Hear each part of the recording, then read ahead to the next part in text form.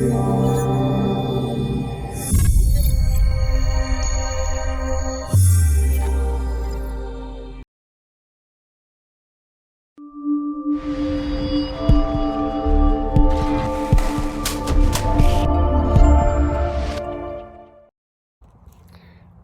my name is Eddie Stevens, and welcome to the Center for Child Counseling's 2022 production of Tips on How to Pass the Board Cert exam.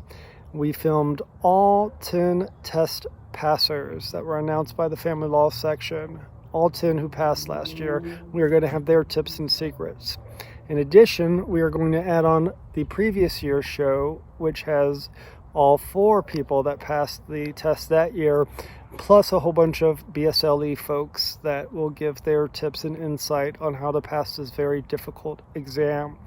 We hope you like it, and we hope it's helpful. And if you want more information, check out www.eddiestevens.com/CLE and find out more about our monthly CLE program. If you're taking the test, may the odds ever be in your favor. Good luck.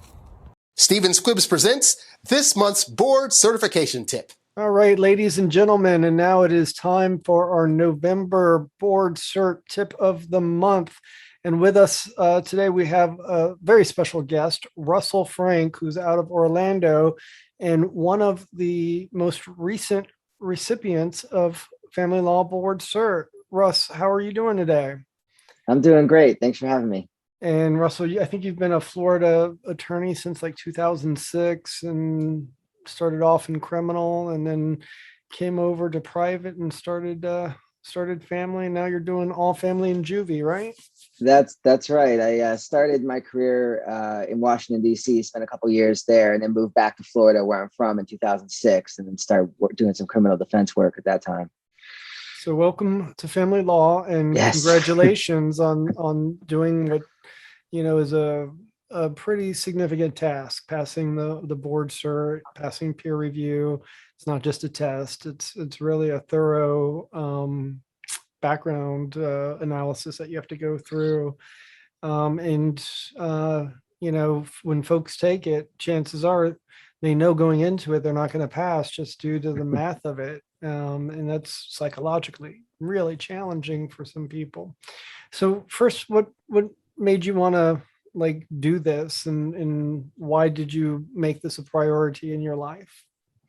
Well, I thought about it once I had done about 5 or 6 years just in family law. I thought about it. I had a conversation with another attorney that was board certified in another area. And they had indicated, you should give it a shot once you get there. So it was really about a 2-year process for me. I had the credits and everything like that. I just wanted to make sure I had enough time to devote to the test and to the application process. Because the application, I spent several months getting that together, reaching out to folks, making sure that was in line, obviously, before I could even think about the test. The application is pretty daunting, and we recommend that you get it immediately. You can just download it and keep track of your cases as you go along, because it requires a lot of statistical information. Every case you have to say who the opposing side was, who the attorney, the judge was, what issues you litigated, what issues you settled, case names, when it was started, when it was finished. So it's a lot easier if you keep that information contemporaneously than going back in time and trying to recreate it. So when you decided to take the test, how did you approach the studying process? Well, what I've learned from talking with other attorneys in different fields is that I guess we're somewhat lucky, I guess, in family law, in that we have the board certification review course every year. I guess not every area has that. So that was, I go to that almost every year. So of course I went this year, and I thought the virtual process of it this year actually was kind of helpful for me, only because I didn't lose time to socializing outside, or unnecessary stretch breaks or things like that. So I feel like I got more of the program than I have in the past. And I think that was a benefit to me. So once I got to the review course, got the books, that's really when I started studying. So it was probably a good month and a half, 2 months of studying. And I'm a flashcards guy. I've sort of always have been. So the way I approached it was that I read every single book. I read the 3 volumes of the review books, took notes from there, and then from the notes made flashcards into different sections and mini sections, and then just started drilling down on the flashcards and then reading some of the case law from some of the areas I thought might need more studying and more research into, some of the equitable distribution, the coverture fracture, those sorts of things that I just wanted to make sure I had a better understanding of. But it was mostly flashcards, and I reviewed those quite a bit, and then just did that on the nights and weekends. So I didn't really stop working too much. I wanted to keep my regular practice going as much as possible. So I was able to carve out time on nights and weekends to do the flashcards, review the flashcards, and then take the few sample questions that they did offer, go through those, several times, making sure I had thought out all the different scenarios and answers and things like that. Yeah, it's not just the memorization of this information, but those essay questions really call for you to apply the knowledge and really figure stuff out. And we always tell people, when you have a big essay question, go straight to the call to the question, which is at the very end, and it is really what the test examiner is asking you. Read that first, then read the whole big fact pattern, and that way you kind of have a little bit more direction as to where all the stuff is going. And it's real fun to put red herrings in these test questions that have nothing to do with the answer, but just because it looks like a hot issue, it attracts you and potentially distracts you. So yeah, read that call to the question at the very bottom of the essay questions, and pretty much each section is worth the same. You have some essay questions, true, false, multiple choice, and you have your ethics, which is kind of pass or fail. You have to just find the ethics issues. Would you say you have to know everything there is to know about family law to pass this test? I mean, it's probably hard to learn everything, but I think that, I think with the review books and the sort of the advice you get through the process with the review course, I think there are some good areas that you can focus on and learn much of everything in those areas. And I think that's going to be extremely helpful. Yeah. And they give you the core and the subcore topics, and really that's all they tell you. Study the stuff, and you have to know it really well. Do you think that, do you think the test was unfair, or do you think it was just challenging enough that if you're going to call yourself an expert, this is what you have to do? It was fair. I thought it was fair. It'd been, I think, about 15 years since I last took a big test or a bar exam. So it was a little bit difficult getting back into study mode, but I thought it was fair. And I agree that, it's supposed to be tough, I think. And as my old basketball coach used to say, if it was easy, everyone would be doing it. Right. And right now you probably know more about family law than you will ever know in your entire life. So, yeah. It's a good crash course. Is there any particular advice that someone gave you that really, now after you took the test, you can see really helped you and or put things in perspective for you, or anything of that nature?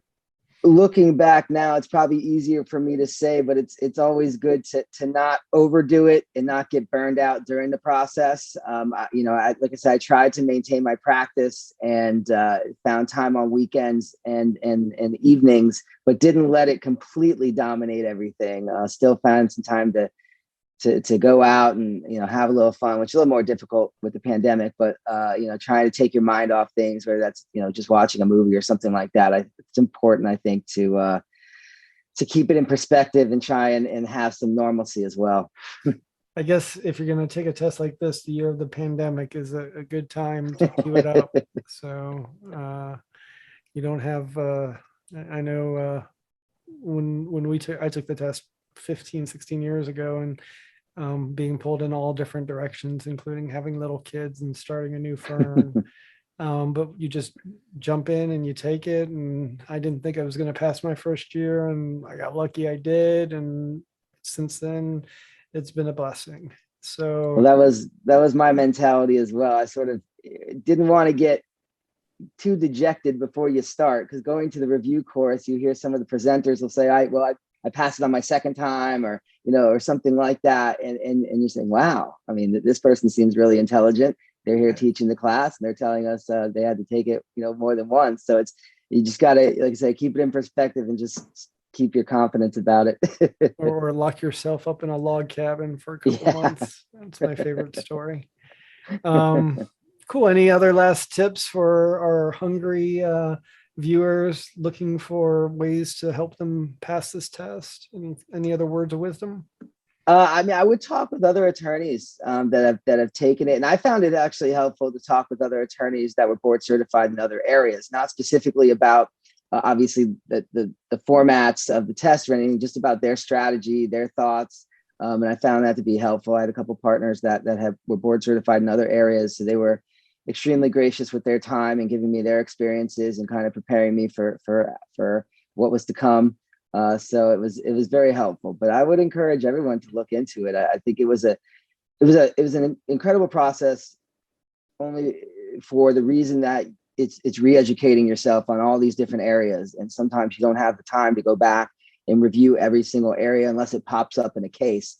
So it's always good, I think, to have that breadth of knowledge, and I think that the studying and the preparation definitely has made me a better attorney with more knowledge of the areas within family law. Cool. And Russ, you still, I see you're board certified mediator. You still doing mediations in Central Florida or all over I Florida am. with Zoom? What's the Yeah, deal? we're still doing mostly virtual mediations these days, but we've got plenty of room in the office if people want to come in and do them in person. So yeah, we're still doing the mediations. Yep. Yeah, it's going to be interesting to see the long-term impact. And I think you're going to see UMC's stay at Zoom, evidentiary hearings come back live. This is just me pontificating. And mediations, you either love it or hate it. And I see some dinosaurs that can't share a screen and get very frustrated. And I see some attorneys that see the benefit of having their computer and all their files in front of them as they're chatting. So interesting times ahead to see how we manage these changes. Absolutely. Well, Russ, thank you so much for sharing your knowledge, your wisdom, and we appreciate it. And congratulations! Not everybody passes this test, and in fact, you're in the minority. So congratulations and welcome to the club. Well, I appreciate it. Thanks again for having me. Russell, thank you for your time. All right, you take care. Thank you for joining us. Stephen Squibbs presents this month's board certification tip. Hello, everybody. And today we have a very special guest, one of the few people who passed last year's board cert test, Jennifer Lawson. Jennifer, thank you for joining us today. Thank you for having me. Jennifer has been an attorney over 10 years. So she hit board cert within the 10-year period, which is amazing, and has spent more than half her legal career at the Green Family Law. And that's in Orlando, Florida, right? Correct. Yep, downtown Orlando. So congratulations, Jennifer. Amazing task. Most people who sign up for it do not pass. So just having the nerve to take it, kudos. But not only that, you now have those special initials at the end of your name, BCS. So congratulations on being in the club. Thank you. I appreciate it. Happy to join the club. So we'd love to have people on our little monthly CLE and talk about your experiences. Everybody has kind of a unique approach, and it's such a hard test in that you look at the pass rate, and just looking at the pass rate is low. And that doesn't even take into consideration the folks that don't pass peer review and the background checks. And those numbers aren't even published. So starting off, how did you approach this? Well, what made you decide to become board certified, I guess, to start?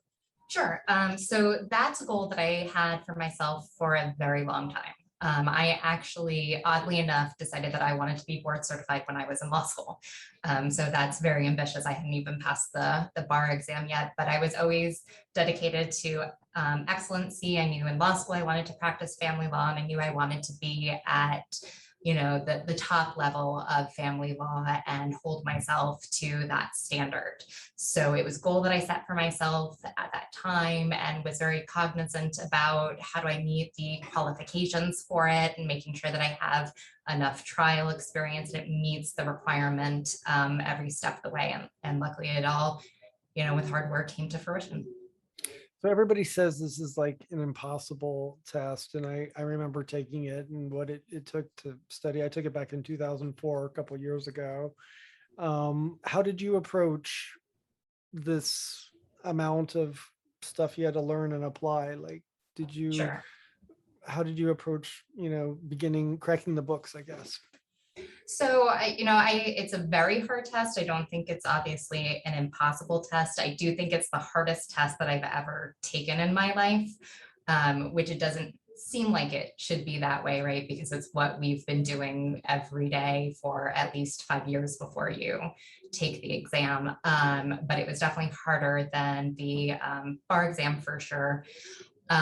So the way that I approached it, I was very lucky to have my boss, Karen Green, as a mentor and be able to provide me with some guidance in terms of, how to approach the exam and the topics and what materials to review. Personally, I spent a lot of time on the cert review materials themselves. Both what was out for the current year, and then if a topic was going to be on the exam, it was fair game as one of the topics, but there wasn't materials for that year. I went to older years and made sure to review those materials as well, because not every single year there's usually a handful of topics that rotate year by year. For the course materials. And then the second thing that I did, which I think is actually the most valuable thing, was reading the case law from the last 2 years and highlighting as I go, and right before the exam, rereading my highlights. Reading 2 years of cases, would you read them as they came out in the Florida Law Weekly, or would you like binge read them all at one time? How did that work? I binge read it. I don't know that that works well for everyone. I think it depends on who you are. Me personally, my mind works best by having things at kind of the forefront and the repetition, which is why I went back and read the highlights. So, as close as I can get to the exam of reading that material was better for me in my memory.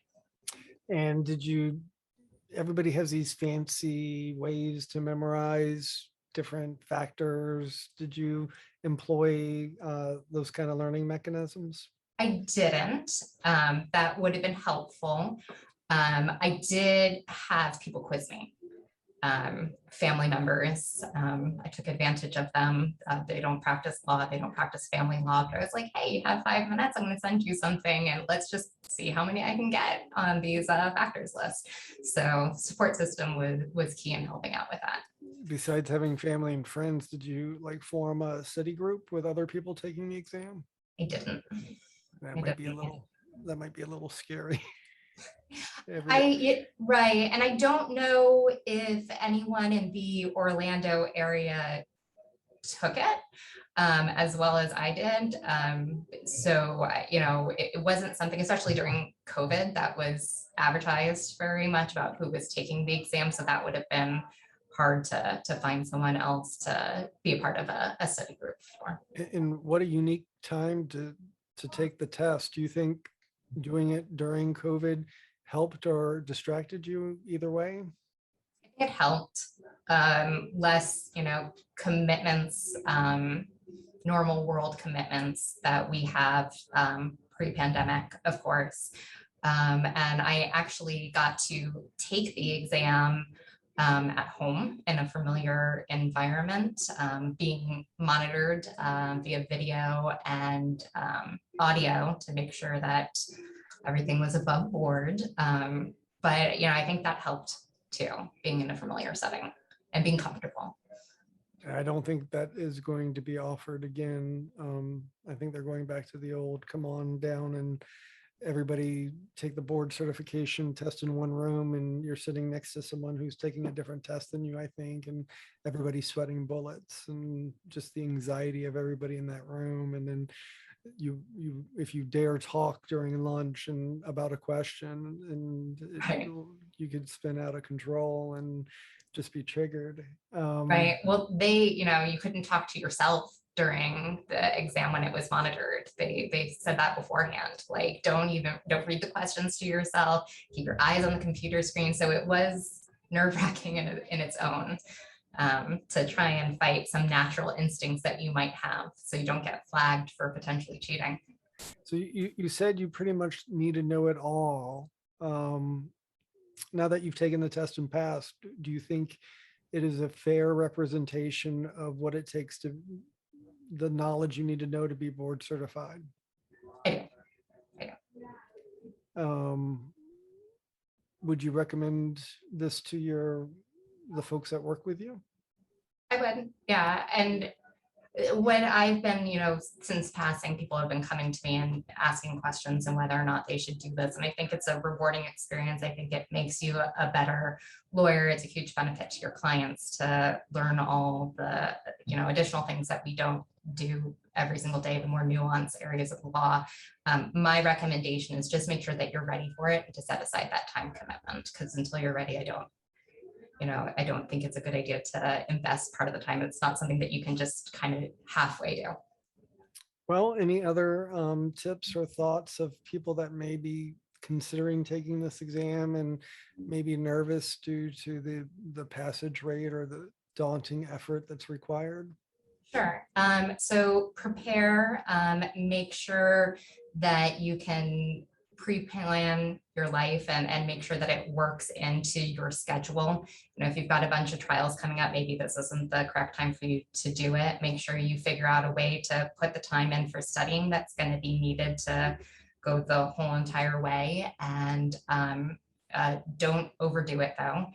Don't burn yourself out on work and studying. And what was key to me was really leaning on support system, and making sure that there were people there to help out, and giving myself breaks in different ways that I could. Well, Jennifer, thank you so much for your time and sharing these tips with our audience. I'm sure they appreciate it. Thank you so much. I appreciate it. Stephen Squibbs presents this month's board certification tip. Hey, everybody. We are here back with our board certification tip of the month, and we have a very special guest this month, Kim Hamill. Kim was one of the class who just passed in 2021, and one of the 8 or 9 new board cert attorneys we have. And she has been practicing law, I think, since 2013, 2012. Was that right, Kim? 13, yep. So that makes you, I think, one of the youngest people to have become an attorney to pass the board cert test. So you are on the fast track. Congratulations on doing that so early in your legal career. Thank you. Just out of curiosity, most people, it takes decades to even get the gall to take the exam. Obviously, this was something you were interested in from day one. You can tell just because you made it so quickly. Why was this so important to you? So, well, I had the privilege of working with somebody who was board certified since law school. So I actually started in the marital and family law arena right after my first year of law school. I interned for a judge, and then I was a law clerk on my 2L and 3L year for a board certified attorney here in Tampa, Christine Durr.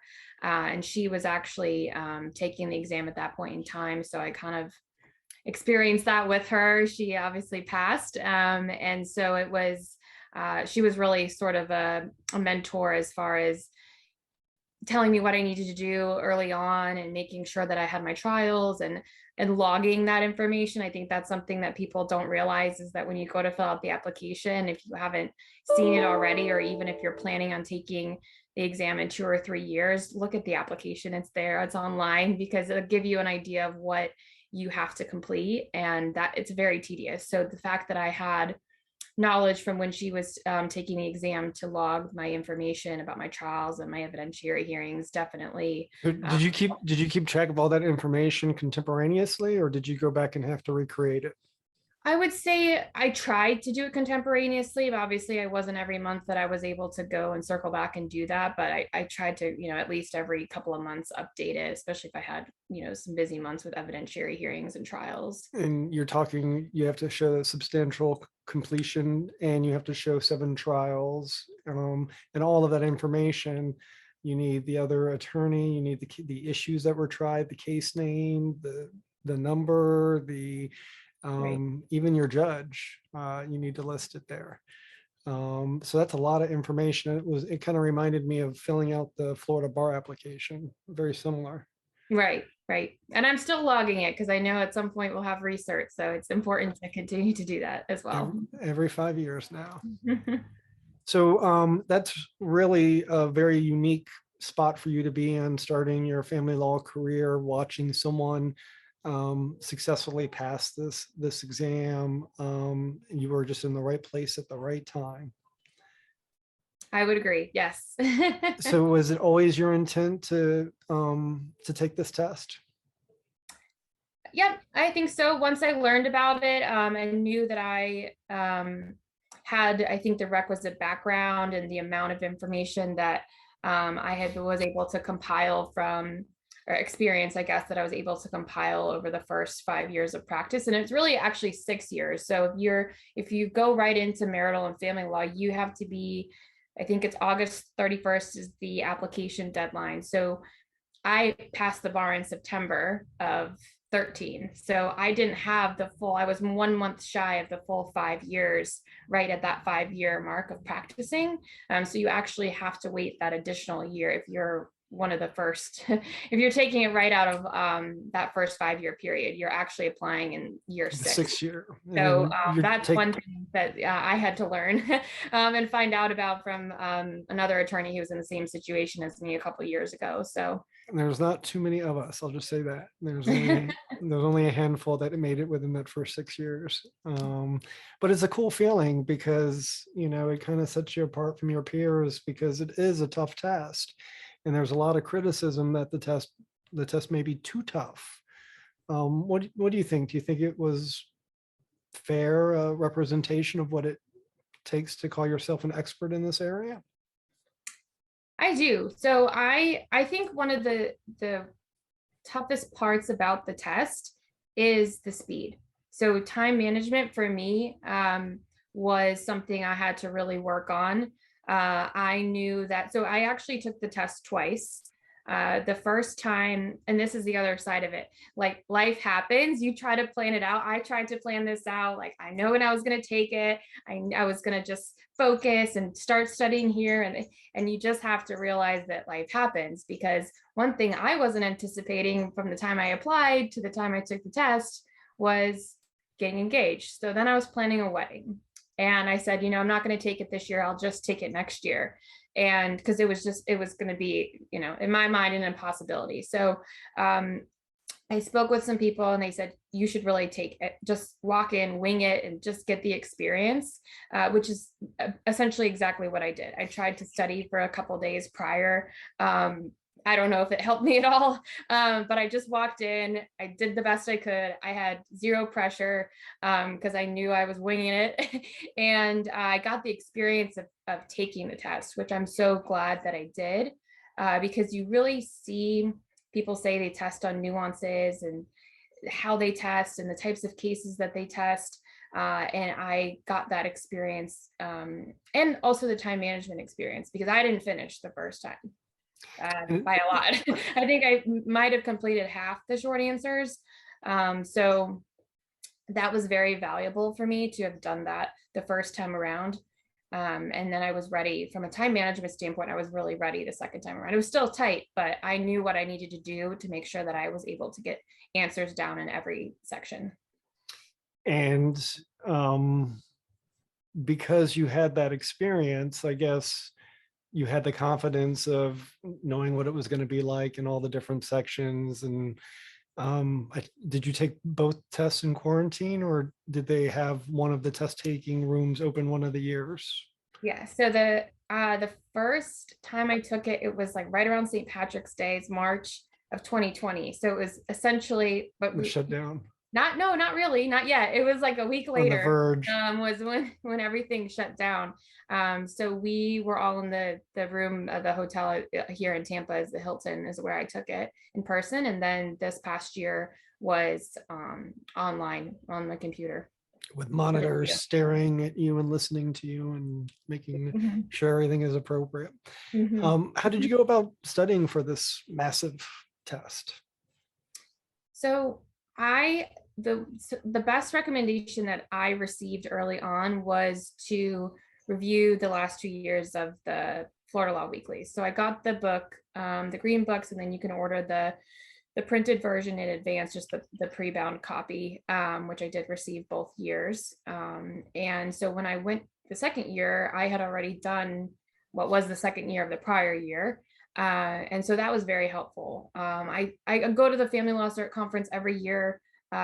This year will be the first time I haven't gone since I'll be on my honeymoon, but that's obviously very helpful. I went even when I was in law school clerking for the first firm I worked with. I still went to the board cert. So I had many, many years of that conference under me. So I did refer to the red books on some interesting issues like UCCJEA and some jurisdictional procedural issues where we don't get a lot of the case law summaries that are specific to that. But when it comes to the substantive issues, the PEACE acronym, I really relied on those Florida Law Weeklies. And what I did with them, which I kind of reverted back to some of my old studying roots, which was also a recommendation that I had received prior to. Everybody studies differently. You might be a note card person, you might be an outline person, you might just be somebody who wants to recite things out loud in order to ingrain them in your memory. But I actually took the Florida Law Weeklies. I read all of them, even if it was just a small little case and you knew what it was going to say by the time you read the third sentence. I still kind of skimmed through it to make sure it wasn't anything weird or new that came out of the case. And I had OneNote. I used OneNote. I used OneNote for my case notes as well. I had a section for each topic. And then I sort of had a nuanced cases section. So if there was a case that was really weird, like Hahamovich would have been one of them back in the day, that I knew was just, this is out of the ordinary, I would put that in the nuanced case section. So I'd probably end up with 15 or 20 big cases that I felt might be tested on. And then I had a section for basically the PEACE acronym or all the other topics that are outlined on the testing topic list. And I would start filling in just sort of issues and other things that would come out of the cases. Nothing long where I'm typing out long responses or holdings or the IRAC within my outline, but just kind of throwing in those, because when you read the multiple choice and you read the short answer, if you've read those cases, you're going to pull back to that almost immediately. So that was really helpful. And I just updated it as new things came in. By any chance, did you keep track of how many hours you studied for each test? I did not, but I would tell you, well, I barely studied the first time around, as I said, definitely winged it. The second time around, I didn't get in enough hours that I wanted to, admittedly, probably 60% of what I wanted to do. That was also because I was supposed to get married before the second test, but the wedding got postponed. So then I was still kind of in wedding planning mode, even for the second test, which was not ideal, but I went through with it. And I think you just have to trust your background. If you've been doing this for a while and if you clearly have the qualifications to apply, there's a lot that you already know. You don't need to restudy substantial change in circumstances. So I think there's a lot of trust in knowing your confidence in knowing that you know a lot already, and then really focusing on the areas that you maybe haven't practiced in a lot. Like if you haven't had a lot of heavy financial cases with weird equitable distribution issues or imputation issues or things like that, then focus on those topics. Same is true for the jurisdictional and procedural. I haven't had a lot of US and UCCJEA, and those tend to come up on the exam. So I focused on that as well. Every couple of years, you get a putative father privet type question that blows your mind. So you're talking to a whole bunch of people now that are are thinking about the test or taking the test in April. And is there anything that you would tell them to encourage them, or any secret Kim tips that you have that you can bestow? Well, I mean, I think that there's the biggest thing that I've kind of already said it, but it's just there's things that are going to come up in life. There's things that are going to come up in your practice. They're going to try to derail you from studying. And if you trust in the fact that you are already at this stage, and that you can push through it, and you might not hit the number of hours you want to study, you might not finish every case that's in the Florida Law Weeklies, but you just have to have confidence in yourself. And I think that that's really important, because I got derailed, and I almost threw in the towel the second time around, and here I am. So I think that just trusting in where you are and the experience you already have is really important.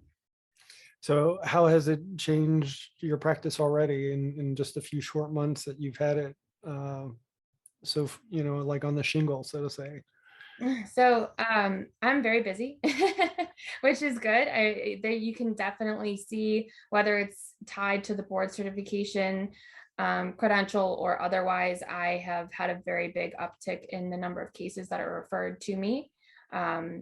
I haven't tracked whether that's a result of board certification or not, but that's definitely, I think, the biggest positive of what comes out of passing this exam, for sure. Well, congratulations, Kim. You are one of a select few who passed. So that makes you very special. And we appreciate you spending your time with us and giving us some tips about the board exam. And good luck with the rest of your career, Kim. Thanks, Eddie. Nice speaking with you. Stephen Squibbs presents this month's board certification tip. And now for our next segment, our board cert tip of the month, we have the one and only Mr. Grant Gasondo, who recently became board certified, one of the few who passed the test. He's with us today. He runs his own law office in West Palm Beach, now has those 3 initials after his name, BCS. Grant, how are you doing today? I'm great, Eddie. How are you? I am lovely, and I got to thank you for taking your time out of your day today to help our listeners. And there were so many people that take this test, and so few that actually pass it. We love to hear what you guys have to say, and we're interviewing pretty much everybody who took the exam and passed last year. So we're getting some great tips, and of course, we want to hear from you. Great. Well, thank you for having me. So there's a lot of criticism about the test, that it's just not a fair test, that it's too hard, not enough people pass every year. Now that you have taken it and you've successfully taken it, is it an unfair test, or do you think it's just a hard test? I think it's a fair test. It's a very hard test. Hard is an understatement. It's a very hard test, especially in the time that they give you to take it. The time constraints were, I think, one of the biggest obstacles for me. I'm not a very fast typer. I had a ton of anxiety about typing an exam. I even wrote the bar exam when I took it, and that's the last real big test that I took. So the time constraints are really tough. But I find that if you do adequate studying and you memorize what you need to memorize, you eventually get faster. So for example, like if you're going to know the alimony factors, you should be able to bang those out really quick. And what factors do you think you need committed to memory? Like alimony, All of them. relocation? Yeah. Everything. Did you Time use sharing, factors, unequal equitable distribution, everything. did you use mnemonics to memorize them, or I did. Facts. What I did for the factors was I did mnemonics. And then the 3 weeks before I actually took the exam, every morning, I wrote all the factors. And then I was able to, over like the first time, it might take you 20 minutes to get through everything. But then, a week later, you might get it down to 10. And then a week later, 5. And you're not writing every single word of the whole factor. You're just writing the key words to let the person grading know that you recognize that this is a factor. So you can kind of shorthand it a little bit. You don't have to write the whole statute, but I think you have to know all the factors. I mean, I for my responses, I did write all the time sharing factors down. I think I think it's important to know it all, and then you have to apply it, and that's one step even further into that. And as someone who was on the board cert committee, and I was chair for a little bit, and I got to write the test, narrative answers for these essays bothered me because they were clumsy. They took so much more to read. They had so many additional words. I don't think the people who grade these tests mind if you put things down and list, and you convey information in a way that may not be, the briefing writing style that you're used to, as long as you demonstrate that not only do you know the stuff, but you know how to use it. Right. And don't mess up and use case names, because those don't help you. They will only hurt you if you're wrong. They don't get you any bonus points. But if it's an obvious case, throw it in there because you know it. How many hours do you think you studied? So the first time I took it, I failed. I had around 500 hours. And I know I can say that affirmatively because the second time around, I kept track of the hours that I was studying. And the second time around, I was somewhat embarrassingly admit that it was at least around 550. So total time for two shots at it was, north of 900 to 1,000 hours, maybe. And, had you not put in that time, just think you would not have that under your belt. And that makes, even if you don't pass the test, just taking in all this information makes people a better attorney. Going to board cert without the intent to taking the test, I still think that makes you a better attorney. And it's a fun weekend too. Did you, besides, it sounds like you approached this almost like a sporting event, and you had drills and you had a strict timeline that you went by, and you had the experience of not passing the first time. And thank you for sharing that with us. I know a lot of people don't like to talk about their failures in life, but I think it creates who you are. And if you, I think it makes you a much stronger attorney that you got back up on the horse and you were resilient and you did it again and you passed. I know someone who took it 5 times and passed on their 5th time. I don't think there's anything wrong with taking this exam and being unsuccessful. It's a hard exam. It's a lot of information. I rather get up to bat and strike out, at least know I tried. And chances are you're going to fail the first test anyways. I mean, it's just a numbers game because Right. of the passage rate. And if you can't grasp the fact that you may not pass that, you may not grasp, the results you get. And that could be really disappointing for you, especially if you've always been an achiever, because this is probably the hardest thing I've ever taken. And I'm glad I was lucky. I only had to take it once, but I was much younger when I took it and much smarter than I am now. And review your test if you fail, because when I did review my answers versus what they wanted in that time they let us review it after failing it, it really gave you a lot of insight of what what those test takers were looking for, and the depth of the information they really did want for a good answer. Now, can I ask you, after you took the first test, did you think you failed it? Or did you have questions that maybe you did pass it? Or was it clear to you that you didn't pass that year? I walked out of both tests feeling pretty bad. All right. So you yeah. got good news the second, when you got the letter. That was a happy day for you. Well, there were 2 attorneys last year that looked at their answers, or actually the year before, and challenged it and had a successful challenge all the way up through the BSLE, and overturned the certification committee's denial. So even if you don't pass, you still may have passed, depending on whether or not you want to take that look after you pass. So that's a great idea. You had to go to Tallahassee to do that, or I guess because of COVID, they set up a time for you to see it online, or how did that work? Yeah, it was over Zoom. They monitored you while you reviewed your test, and you didn't have control of the actual document. You have to tell them like next page, next page, next page. But I jotted down some notes. I was like, wow, I can't believe they wanted me to go there based on that issue. And spotting the issues is just major. You know, but really reading what the answer key looked like when you fail is monumental. I think that made the biggest difference in my studying. For the next year. I got it. So coming back, a couple feet, what advice would you give folks that have never taken this test before that want to pass it? So I started really early. I would recommend doing that. And when I say early, I started September 1st. That gives you a lot of time, and I committed every weekend until the exam. So from September 1st to the exam, it was every weekend. I would kind of stop my day Friday at noon, and I would turn over to study mode. I'd eat a good lunch, and then Friday afternoon, Saturday and Sunday would be nothing but studying. And then I took 3 weeks, 2.5 weeks before the exam to do nothing but study.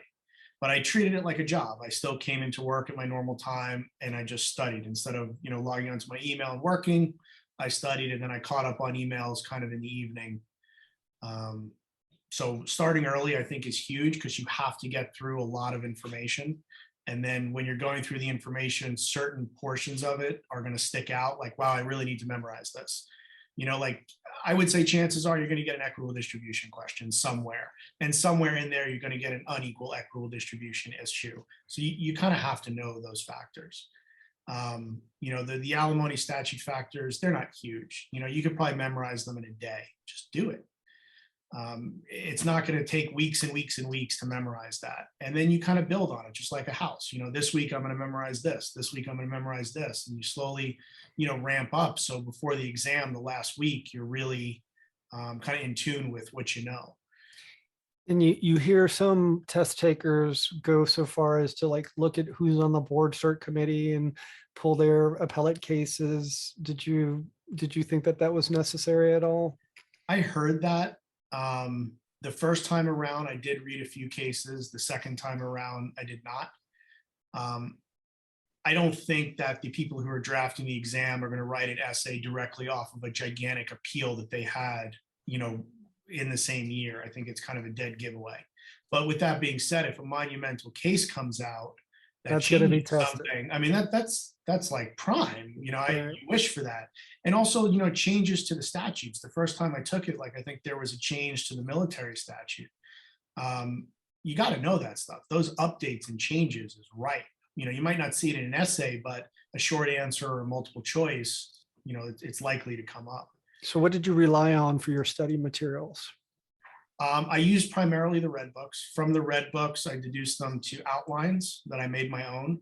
You can probably find outlines if you really look for it, but making the outlines really made the big difference. And then I took from the outlines, I put it on flashcards. I hand wrote flashcards.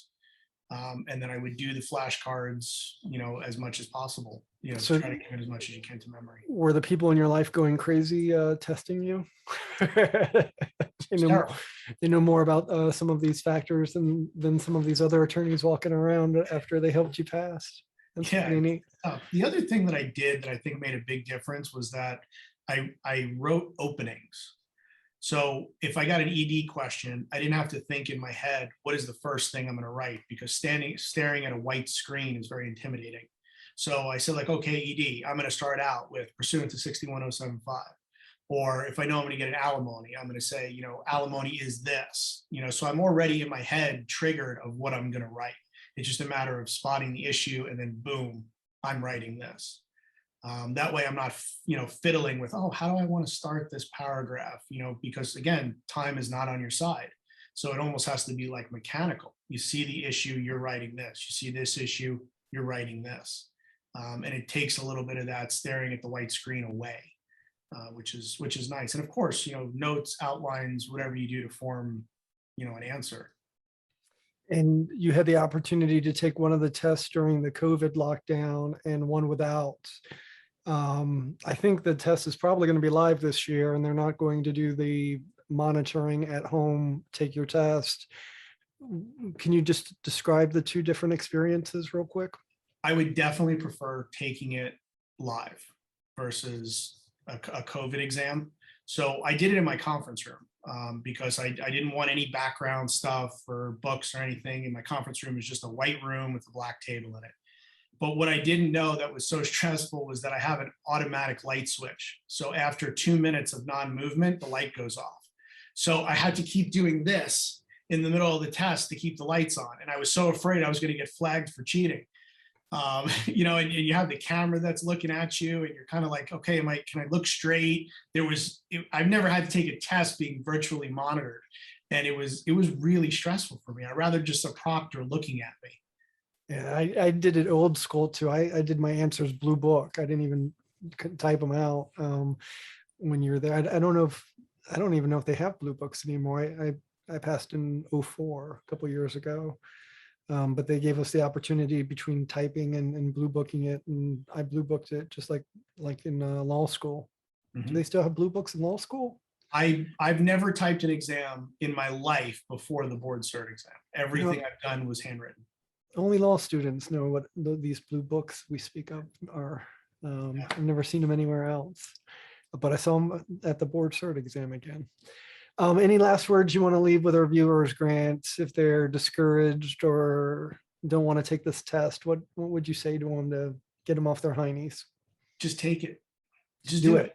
Just do it. Just take the test. If you fail, you fail. I mean, I give more credit for people that take it and fail, whether you pass it or not. Just do it. It makes you a better lawyer. It makes you a stronger person. Just do it. Excellent words from our guest of the month, Grant Gasando. Grant, thank you for your time. Congratulations on being one of the few who have tackled this beast successfully. And I hope you have many more years of successful practice in front of you. Thank you very much, Eddie. It was a pleasure. Stephen Squibbs presents this month's board certification tip.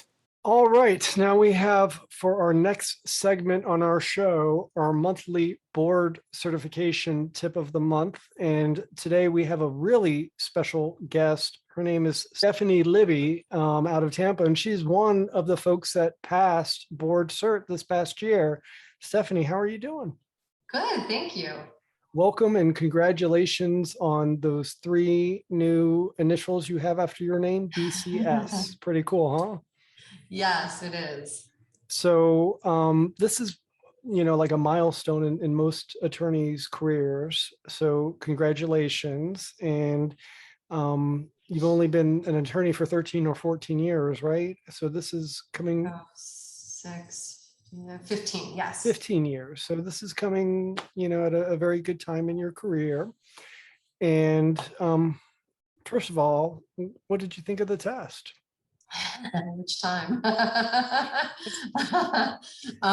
It was, I had taken it before, so I mean, it was what I expected. I didn't think it was any easier or more difficult than before. And I think, if you attend some of the certification prep stuff, they sort of help you anticipate, but it's your multiple choice segment and your short answer and your essay, so kind of like a bar exam. Much harder, I think. Yeah. And I passed in 2004, and I served on the committee that wrote and graded the test. So I had kind of an inside view of it, and because of the passage rate, there's a lot of criticism that it's not a fair test. And I ask everybody I have on the show that has passed, do you think that this was a fair test? It's funny, after I reviewed my exam the last time that I took it, and I was a little disenchanted after I saw like my grade and my answers, and I did the whole appeal and ended up getting a few points back, I think, but was still a couple away from passing. And I was actually considering not taking it again, just because I thought, well, I don't understand, I put the stuff in my answers and my essays. And I think, and this time, I, if anything, maybe I knew a little bit better how to maybe do the essays. And I would recommend that to anyone who doesn't pass, is to go review your exam. But I think it's meant to do what it does, in the sense that it's, like you said, it's extremely difficult. It's not meant to be easy. And so I think it certainly satisfies that. So if they tell you all the core and subcore areas, is it safe to say you got to know everything? Yeah, I think you do. So not only knowing it and having all these things memorized, the factors, equitable distribution, time sharing, alimony, relocation, you got to apply it. And this is where kind of the time crunch comes in, because you have so many essay questions. You have the true and false and the short answer, and then the ethics question jammed all into one day. And I think the biggest concern that the people we interview have is the lack of time they have to finish everything. And when you pass the test, were you able to answer pretty much every question?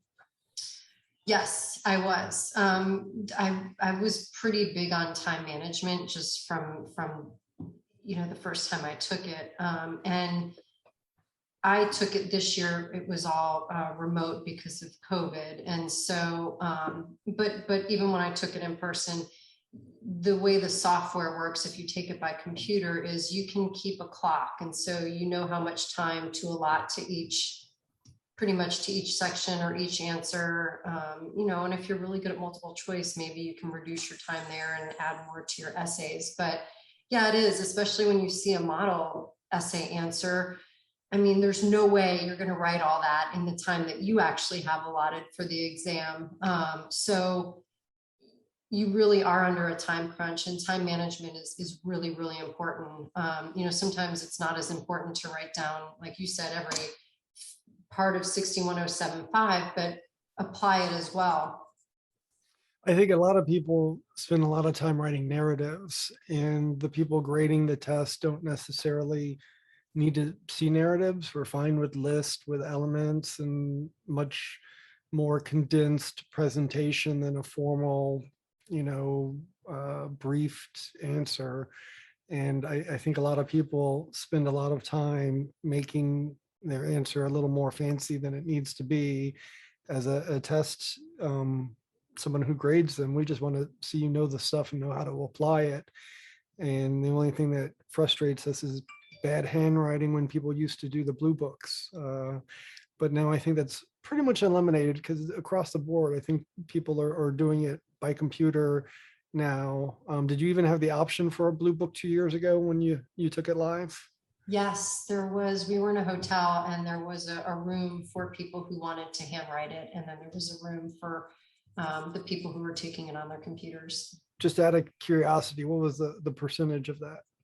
Do you know? There were more. I don't know the percentage, but there were certainly more people in the computer room than there were in the handwriting room. Yeah, 2004 was totally opposite, because we were all concerned about this software they were putting on our laptops that were new, and all the technical issues. And now last year you dealt with the pandemic, a whole new series of events that change things a little bit, but you still have to deal with. Would you say you were lucky you took it in the pandemic year, or do you think that was kind of distracting, the way the test was and how they monitored you, with cameras? What ended up being nicer was the fact that I wasn't in a room full of people, because when you took it in person, it was, you and then I think an empty seat and then a person next to you.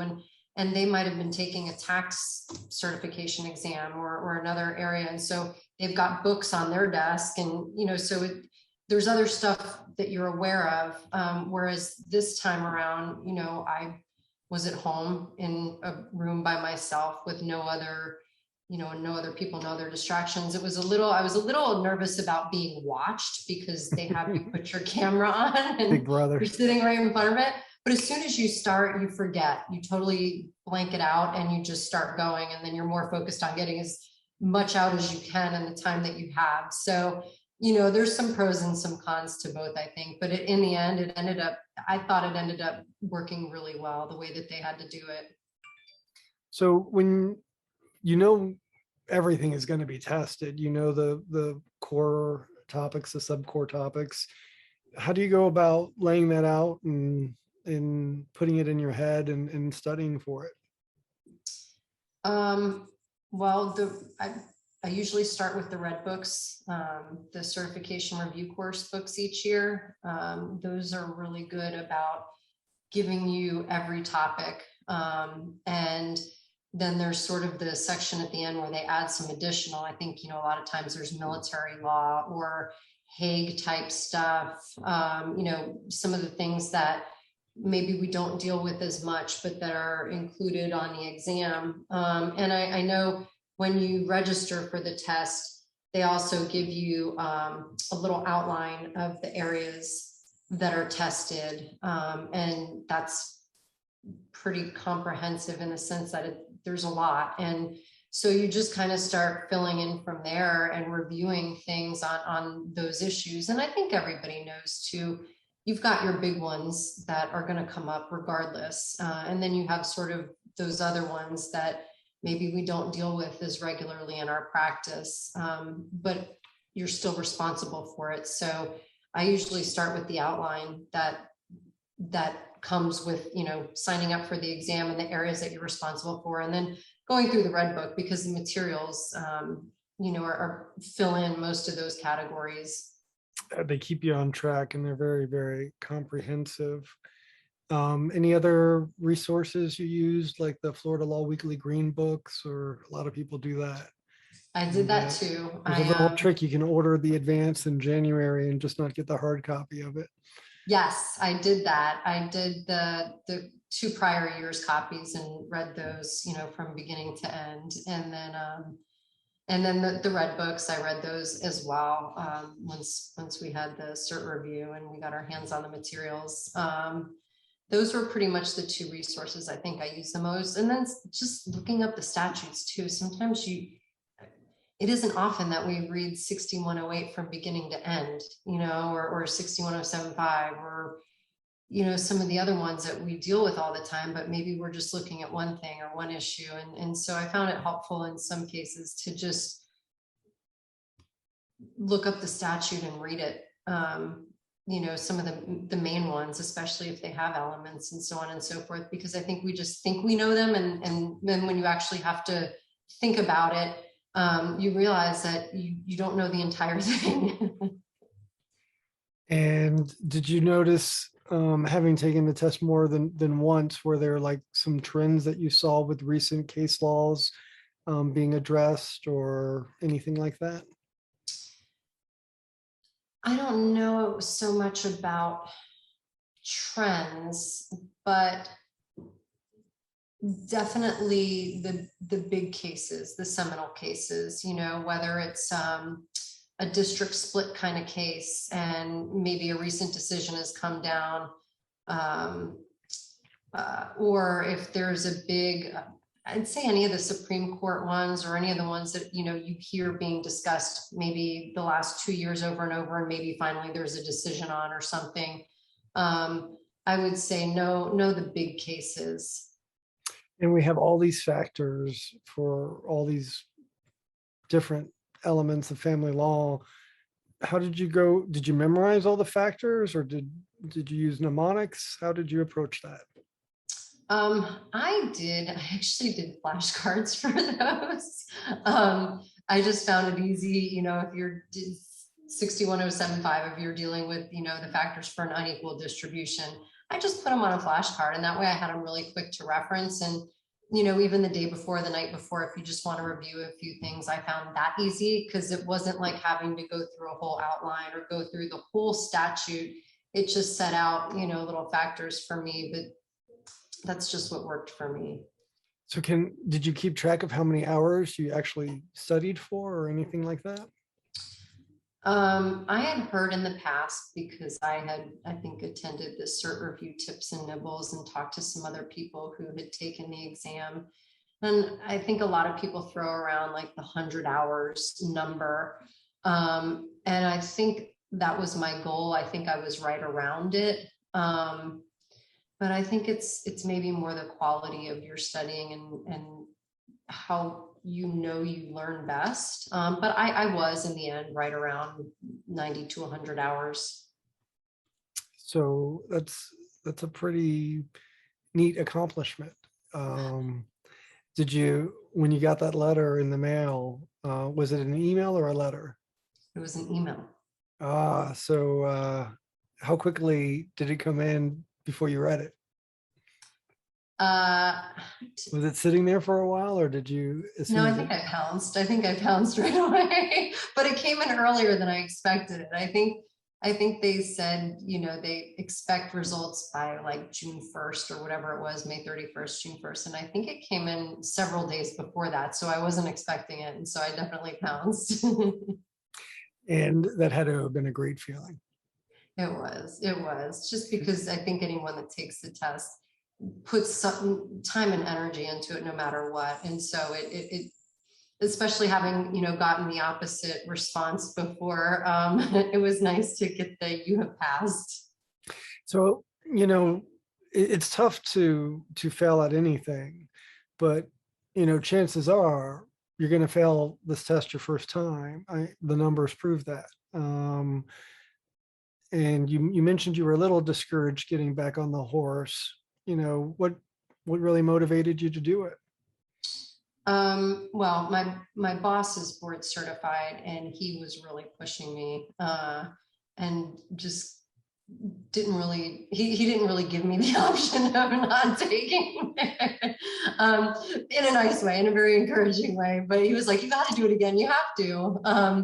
And I think reviewing it, while it discouraged me a little bit, it was helpful, just because I think if anything, you have to take something away from it by looking at, what you did versus maybe what more they were looking for, or maybe how better to appease the grading type of system. And that's really what, you're not writing for anybody else. You're writing for the people that are grading the exam. So I was certainly encouraged to do it again. And I think too, once you re-up your application and then you start studying, you're in, like, you're committed. And realistically, the people who write this test are not professional test writers. They're smart board certified attorneys. And 2 years ago, there was additional challenges that actually changed the result of two persons' grades. So your suggestion to go read it, not only to get a gist of what they were expecting, but potentially, to challenge the committee's denial of your grade, is an opportunity that I don't think a whole lot of people know, that you have that ability to go see the test and do the challenge. And there's just a whole bunch of little time. If you do it, there's all these time requirements that you have to be very mindful of because they're pretty harsh.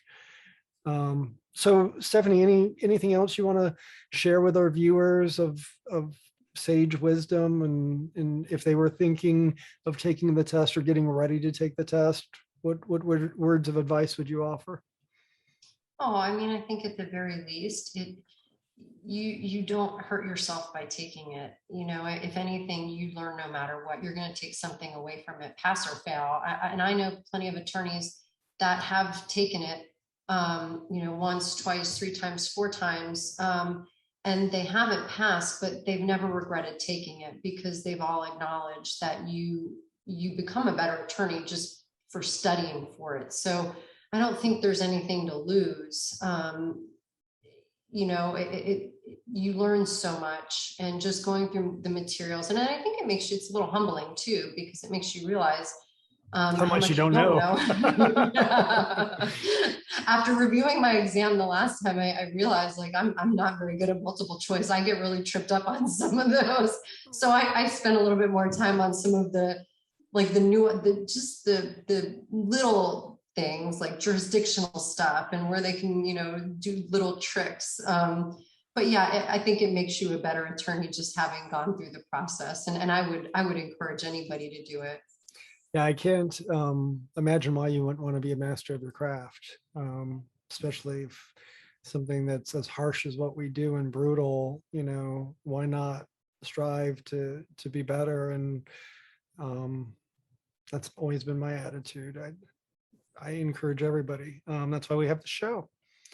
So Stephanie, thank you so much for your time. We know you're super busy and your hourly rate just went up. So thank you for contributing to our listeners, and we really appreciate all of your tips. Thank you. Stephen Squibbs presents this month's board certification tip. All right, now we have our monthly section of our board certified tip of the month, and we have an exciting guest today. She is the president of the Palm Beach Bar Association and one of our most recently board certified family law attorneys. Julia Wida, welcome to our little CLE. Thank you for having me, Eddie. I am so happy to do anything I can to help other people pass this exam. It is a crazy exam, but very passable. I think it's hard, but I think a lot of people get scared because there's that stigma that it's too hard. But after you took it and you passed, do you think it's a fair test? I think there are a lot of challenging components to this exam. For me, the most challenging is the time. There is a lot of time pressure on this exam. And I think in your preparation for taking the exam, you should try to time yourself and get used to the fact that this is really a test of how quickly you can get down all of the stuff you know. And if you are prepared for that, it'll make it feel less stressful as you're taking the exam. Many people have had to take this exam more than once, including me, and there is no shame in that. And for the young women with children, I want you to know that this is definitely doable. And if you approach it as a learning process, this is something that will only increase your practice and make you a better lawyer. Julia, we've already interviewed like 6 or 7 folks that passed this year, and they have all said the same thing: time management. And some folks don't even have time to finish the multiple choice. They run out of time of essays. So it's really important to be able to get this stuff out on a paper. And just out of curiosity, when you wrote your answers, were they in a narrative form, or did you do something a little more casual, like just listing things? How'd you approach writing your answers? So I tried to stylistically write in a way that I thought that the exam reviewers would know that I understood the material. I am a good writer. They would get all of that. The problem I had is I would start that way, and then with the time crunch, by the end, it became more like bullet points. But I would add in some explanation, so it wasn't just bullet points. There was something else there, some substance with it. But that is how I started each of my essays, in an actual paragraph form. I was thinking about not only the content, but the style of it. I was really trying to do the best job I could.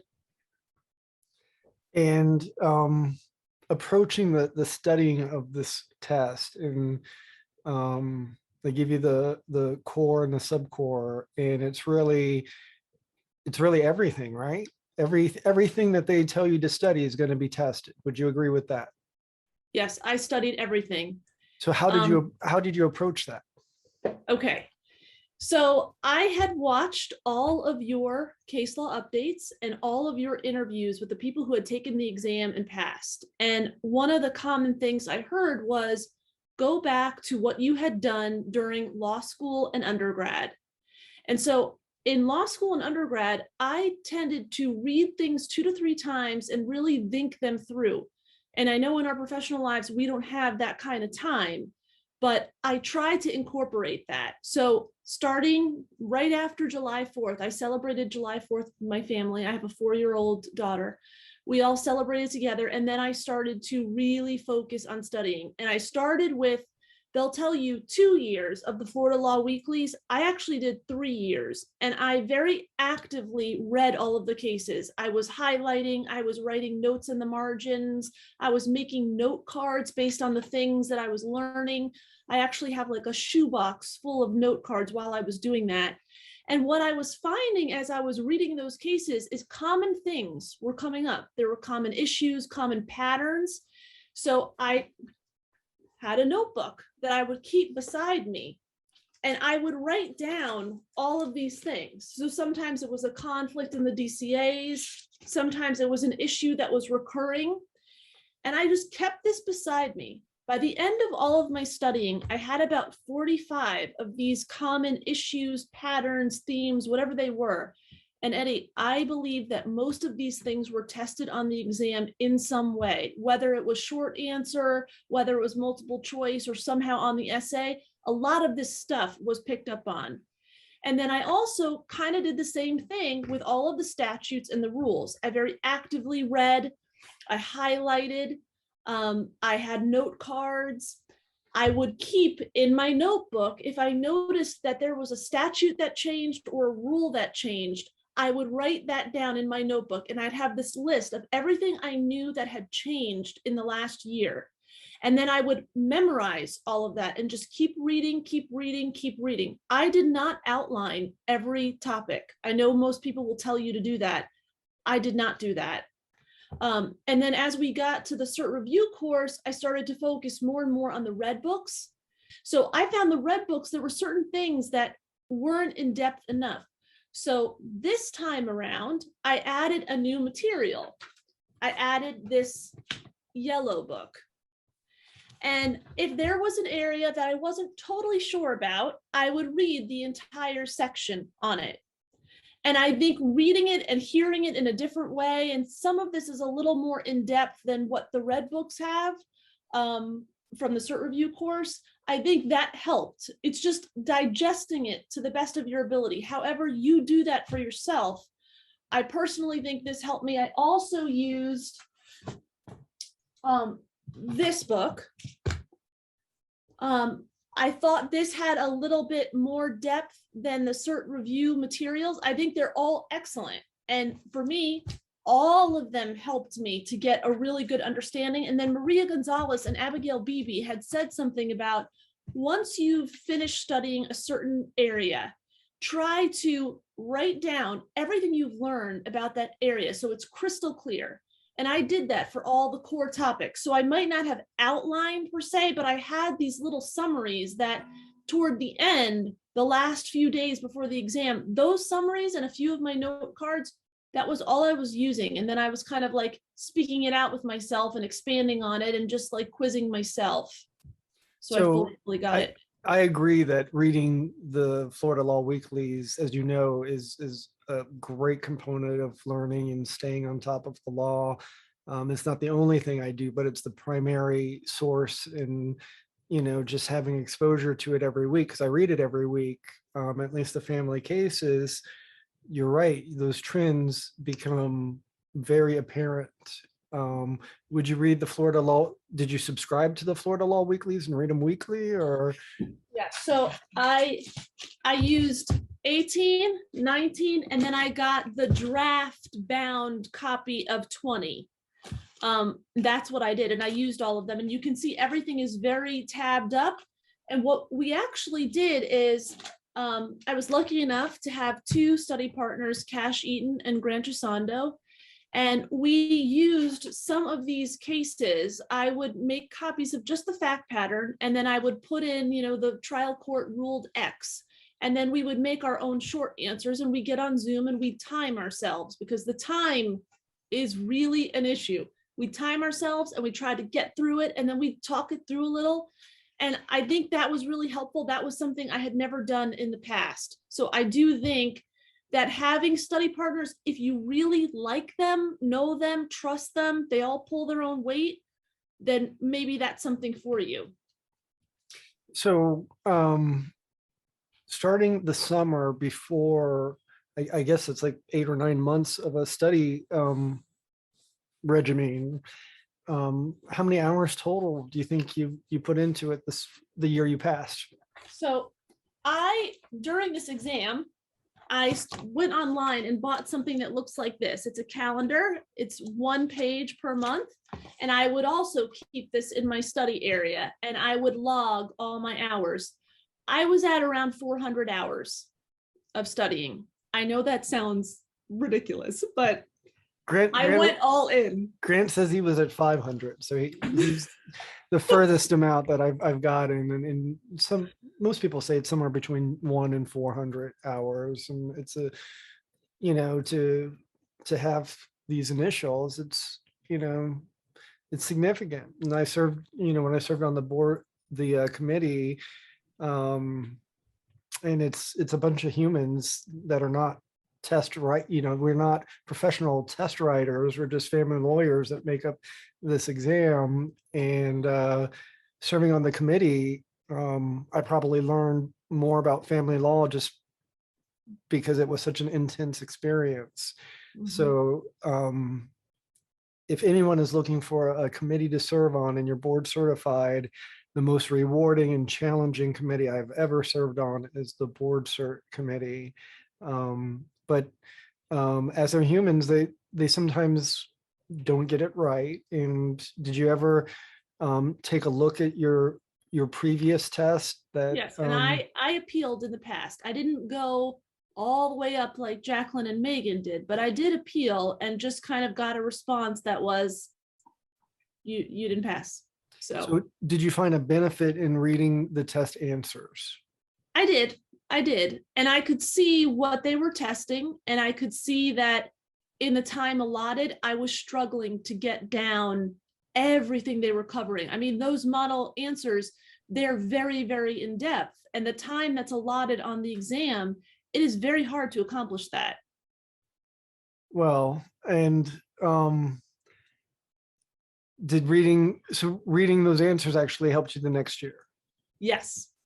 And this whole process, I mean, I would say anybody who's going to take it and you're afraid of failing, don't be afraid to fail. I mean, you are honestly going to learn so much. You're going to become a better lawyer. Your practice is going to be better. I mean, there's so many reasons to just do it despite the fear of failure. And there's a lot of, fear-based stuff that happens at the tips and nibbles course and all of that. Just block that out. This past year, I basically went to the course, but did not listen. I was doing work. I was reading cases. I did not listen to what they said. I just tried to stay positive. Jeff Weissman had talked to a group of us, a small group of us, and just kind of reiterated how important it is to stay positive. And I took that to heart. And I basically did everything I could to keep the people around me and myself as positive as possible about this. So whether that means you have friends who keep your spirits high and make you laugh, be with those people, keep them in your life while you study. If that means that you enjoy yoga and meditating because it keeps you calm and keeps you positive and keeps your outlook positive, then do that. If there are affirmations or power posing, whatever you have to do, you have to stay positive, because the reality is there is a psychological component to this exam. It is almost like mental warfare. We are all good lawyers. We all work hard. Everybody's studying. The percentage rate is ridiculous. And so you're going in knowing this is a battle and not everyone's going to pass it. So stay positive. I really think that was another key piece of why I passed this year, because I did make that a priority after I spoke with Jeff Weissman. That's a great tip. And I think, we have a self-fulfilling prophecy at times, and there's so many people that do kind of fear-based mongering about this test that really prohibits people from even signing up to take it. Mm-hmm. And like you said, when I sat and actually studied for it, it made me a much better attorney. Whether I passed the test or not, just going through that knowledge and, forcing yourself to do that immersive dive into family law I think that's, no matter what, it's a win situation. So, so there's the positivity right there. You're going to be a better lawyer, whether you have these initials at the end of your name or not. And there's something personal that comes with this experience too. You know, if you have to take it more than once and you persevere, you come out of it not only feeling like it's a professional success, but like personally, I feel very proud to have survived all of this and just kept pushing through. You almost feel unstoppable. And I think that is in and of itself the win, right? Well, overcoming trauma can make you very resilient and almost give you superpowers. So I'm glad you have taken the reins, Julia, and I see what you're doing with everything in Palm Beach and the vision you have, especially, you know, for working moms that are lawyers. And, you know, you're an example that it can be done and done with grace. Thank So, you. so congratulations on being one of the ones that passed. We're all trying to get this passage rate up, and the purpose of these little chats are to take away the mystique of the test and to, you know, let everybody know, yeah, it's a tough test, but, you know, if I can pass it, certainly, you know, all you have to do is figure out how you learn the material and put in the effort. And it might take more than one time. And if you have that expectation, you're not going to get crushed, you know, but as family law attorneys, we get crushed all the time. So We can do it. but this is kind of personal. I get that. So Julia, any last tips you want to give our listeners? And also thank you for subscribing to our CLE series. You have been one of our biggest supporters, and we really appreciate you very much. I do think the case law updates are very helpful. The more you listen to other people talk about the cases and you hear it from a different angle. So I really think this is very, very helpful for people who want to take the exam. Well, Julia, thank you for your positive messages and your time today. And hopefully these words will encourage and help other people with this obstacle. Yes. Julia, have a great day. Thank you so much for having me. Stephen Squibbs presents this month's board certification tip. Ladies and gentlemen, welcome to our board cert tip of the month segment. And this month we have a great guest, Christy L. Mitchell, who has been practicing law since 2009. And she's one of the folks that just passed this past year. And she runs her own law firm, CLM Law, out of Orlando. Christy, nice to see you, and thanks for joining us on our show. Thank you so much for that wonderful introduction, and thanks for having me. Well, we're on a mission here to help people pass the board exam, board cert, and I can't think of a better way than talk to people who just passed it. And fortunately, we have such a great bar where pretty much everybody we've asked to participate has done that. So we're giving out a lot of tips to test takers. So speaking of some tips, you know, this is they say family law board cert's the hardest test you could probably take in your life, right? It was hard. How did you approach the whole test taking process? Oh, you know, I did everything I could think of, really. The pandemic hit, right? And then I didn't have to drive anywhere. I didn't have to drive to the office and drive back. So now I had more free time. So I actually, starting in about September, got up early at like 5 o'clock every morning and studied for an hour and a half every morning before my kids got up, Monday through Friday. That was the first thing that I did. And part of the studying, I actually brought my little study things with me. At the Nibbles and Tidbits, which you get invited to if you're allowed to sit for the exam, as one person recommended ordering and reading all of the Florida family law cases published by Florida Law Weekly. They come out in this little green binder book. And so I ordered those for the last 2 years. And I read every single case in there that had to deal with family. They have a bunch of dependency cases. I just skipped right over those. I made flashcards. I have a giant shoebox full of flashcards. That's just how I retain information. Yeah. So basically everything I could. So I kind of want to dig in and figure out the materials. The green books are great. And there's a little trick. You can order the softbound one early in January to get it a couple weeks ahead. Any other resources that you looked at or were in your toolbox? Yeah, the red books from the board cert review that they have every year. I had those for the last 2 years. That's where I started my outline.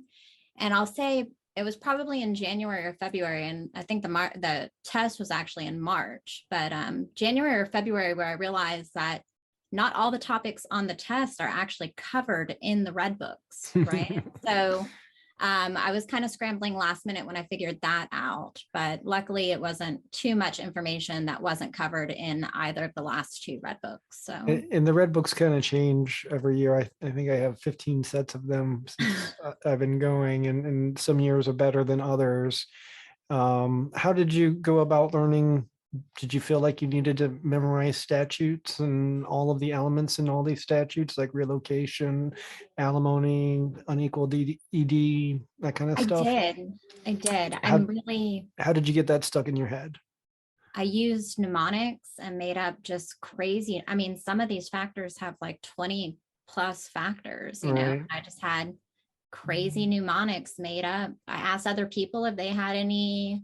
They didn't. I Googled. I think some of them are probably inappropriate or I'd share them with everyone, but Whatever it takes to be able to retain all this information. And not only do you have to retain it, but the real test is not just, what you know, but how you use what you know and applying it in the essay questions and some very tricky true, false, multiple choice. This test gets criticism that it's just too hard and the passage rate is too low. Now that you've passed it, do you think that this is a fair test for board certification? I'm biased, right? It sets me apart. So it's really difficult. I'll tell you that much. And I think that there's a lot of people who know a lot of the broad strokes, and really the board cert test, I think, is, especially with the multiple choice and the short answer, like true, false, and take a position. Those tend to focus more on the nitty gritty. I mean, I remember one multiple choice question and the difference in the answer was one single word. Christy, did you keep track of how many hours you put in studying for this exam? Not specifically, but definitely over 150, somewhere between 150 and 200 for sure. And COVID being a really interesting year to take the test because the way the test was administered was different. And we're just in a different time where, you probably have a lot more time available to study than you would otherwise. Right. Yeah. So that was probably helpful. It was somewhat helpful, but it caused a lot of anxiety that this was the first time that the test was going to be administered online. And then, you weren't allowed to have any interference or interaction. You couldn't have your phone there. I heard the proctoring was very anxiety ridden. Yeah, you're videotaped the whole time, So I believe this year they're returning to live testing, so these folks won't have that issue. But whatever life throws at you, you got to deal with it. Right. Yeah. Do you have any other tips that you would like to bestow upon our listeners who were in your position a year or more ago, thinking or getting ready to take this exam? Ethics opinions. When I sat for the test, I was thinking ethics was going to be multiple choice or one of the short answers. And we had an essay. Yeah, they pretty much give you one essay and say there's 10 ethical issues, find 7 of them, I think is a passing score. At least that's what it used to be. Did you think the ethics question was difficult, or did you, how did you take that? I did think it was a little bit difficult because I didn't know any of the ethics rules, right? I know like the general principles of like, don't be an unethical attorney, but specific rules, like with the family law substance, I memorized the statute and I could cite to the statute and list factors and all that stuff. So it helps build your confidence, which is why I committed to memory all those factors. But with ethics, I wasn't expecting to have to write a long essay, so I didn't commit any of the actual rules to memory. So a lot of my essay answer was just winging it. It's like, oh, that doesn't sound right, but I don't really know the rule that says why. Let me tell you why I think it's unethical. And I think the ethics question is either like a pass or fail essay question as opposed to the other ones that get weighted in part of your score. So Really? you either issue spot all the ethics issues. At least we treated it differently when I was the chair of the board cert committee. And if you spotted enough issues, you pass that question. And I think if you didn't get the ethics question the next year, all you had to do was just take that. I could be wrong because it's been over a decade, but just mainly issue spotting, conflicts you got to know. Don't call yourself board certified if you're not, or a specialist if you're not. There were some advertising issues, a lot of conflict issues though, and Mine even was some, sleeping with clients. that's an Like, when are important you one. allowed to sleep with clients and when are you not? Well, if the relationship had started before, Right.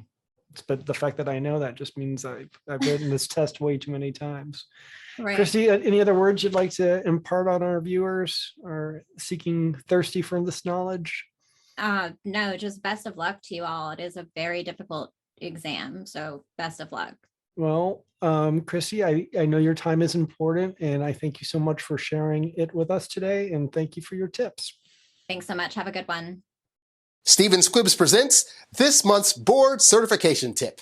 Ladies and gentlemen, today we have a very special guest for our board cert tip of the month, a board certified attorney from Cocoa, Florida, Barbara Helm Peters. Barbara, are you with us today? Yes. Hi, how are you? Thanks for having me.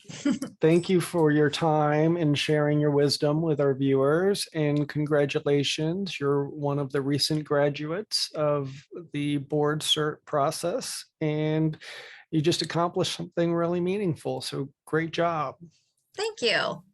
So we have a bunch of subscribers who listen to us monthly and like to get tips on how to pass this epic test. A lot of people are scared of it. And one thing I've noticed, you've been licensed for 25 years and you took the test. A lot of people are scared to do that far into their career. What would you say to those people that have had their license for a while and want to be board certified, but just haven't done it? I would say it's definitely worth it. I basically reached a point in my career where I felt a little disillusioned and I needed I took it more as a personal challenge to do. I definitely feel like it provided me with additional information and made me an even better attorney.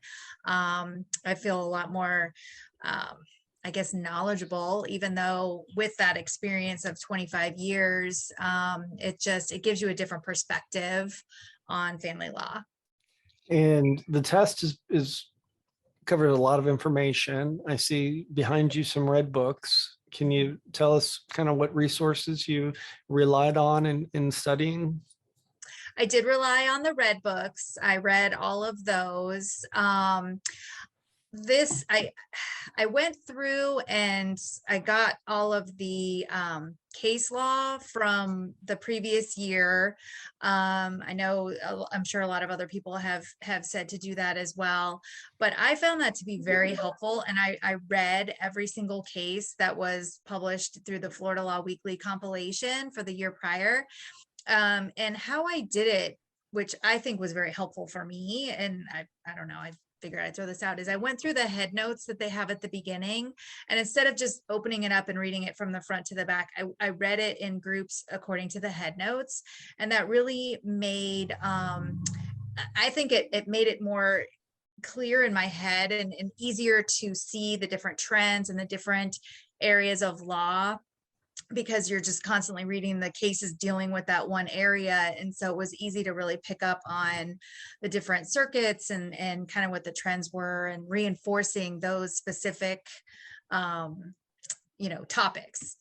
And it's cool when you tap into those things that like patterns that are Right. showing themselves. Those are the things that are tested the most, don't you think?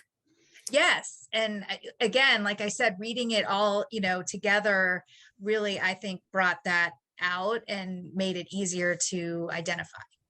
So they tell you the core areas, they tell you the Mhm. sub core areas, and I think it's safe to say everything they tell you is going to be tested. Would you agree with that?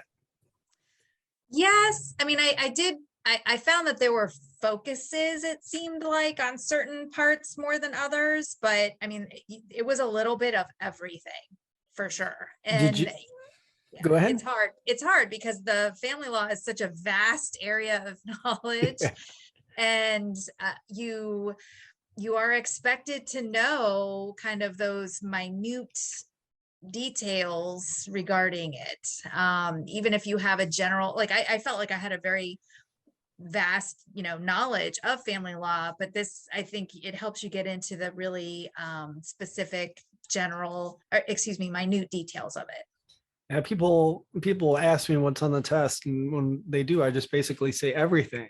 Because I think one way or the other, through the essays, the short answers, the true false, they're going to find a way to test everything. Yes. Especially these big Supreme Court cases that come out. I am with the CN Supreme Court case. I'm in getting rid of the step up visitation. I anticipate that's going to be major on next year's exam. And you took it in kind of a unique year, the COVID year, where instead of going to take the test, like usually it's Tampa or Orlando, you took it from home and you were proctored. Yes. Do you think you got lucky because you had all this extra time to study, or did this drive you crazy how they did the testing this year?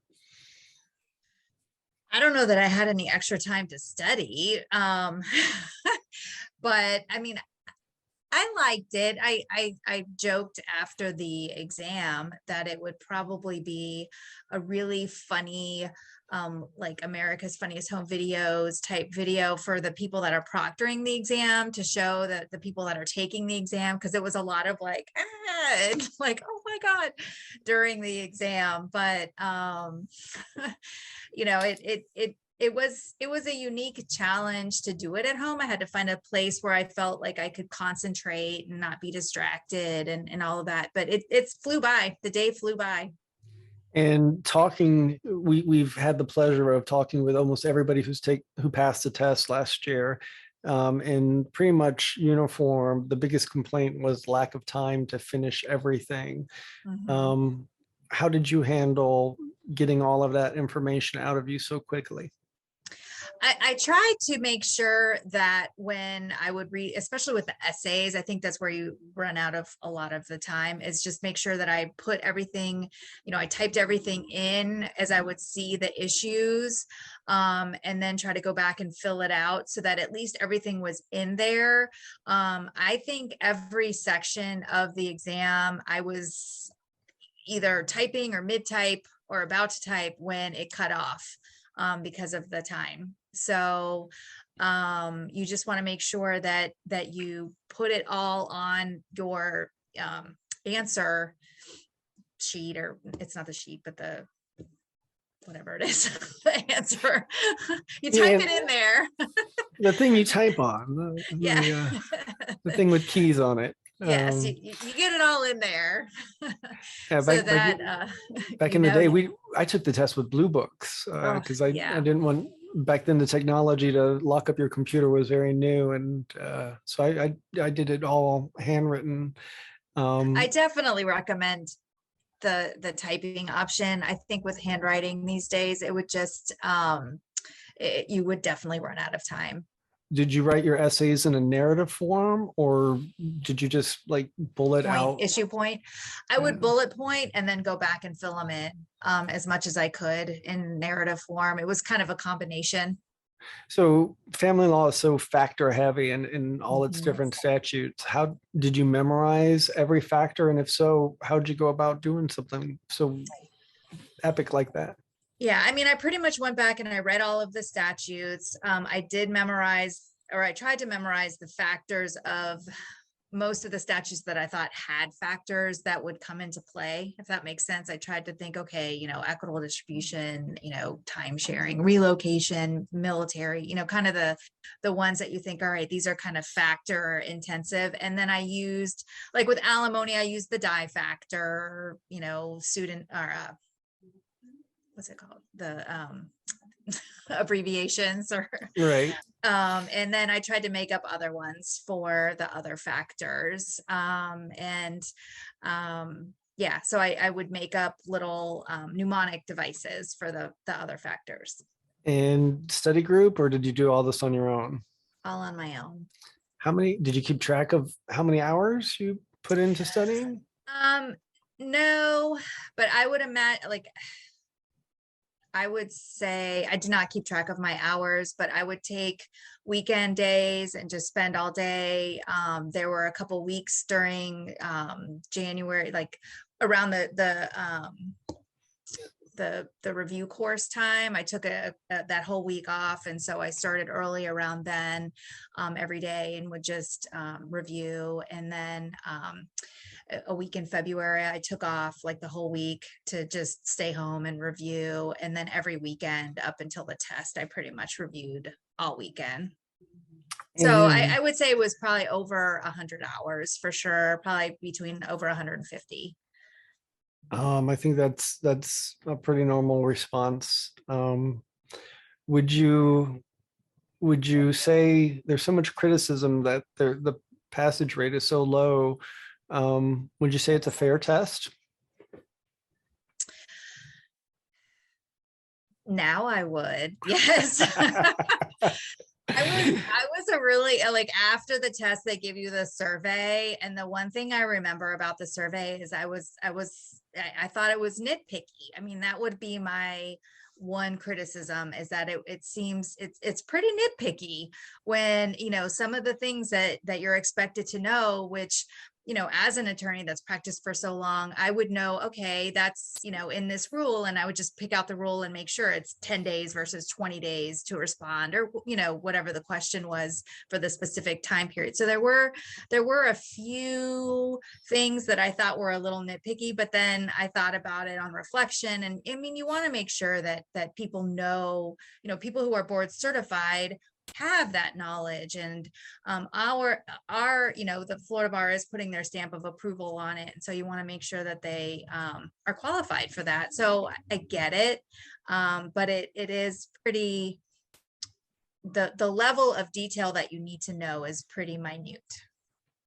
I would agree with that. Just know everything is again the mantra. Barbara, is there Yes. any other tips or wisdom that you can give all of our hungering listeners that are in your position a year ago and getting ready to take this test and are freaking out and probably a couple months away? I would say it's definitely worth it. If you don't pass the first time, definitely do it again, because you get that extra year basically of studying, and you kind of know what to expect at that point.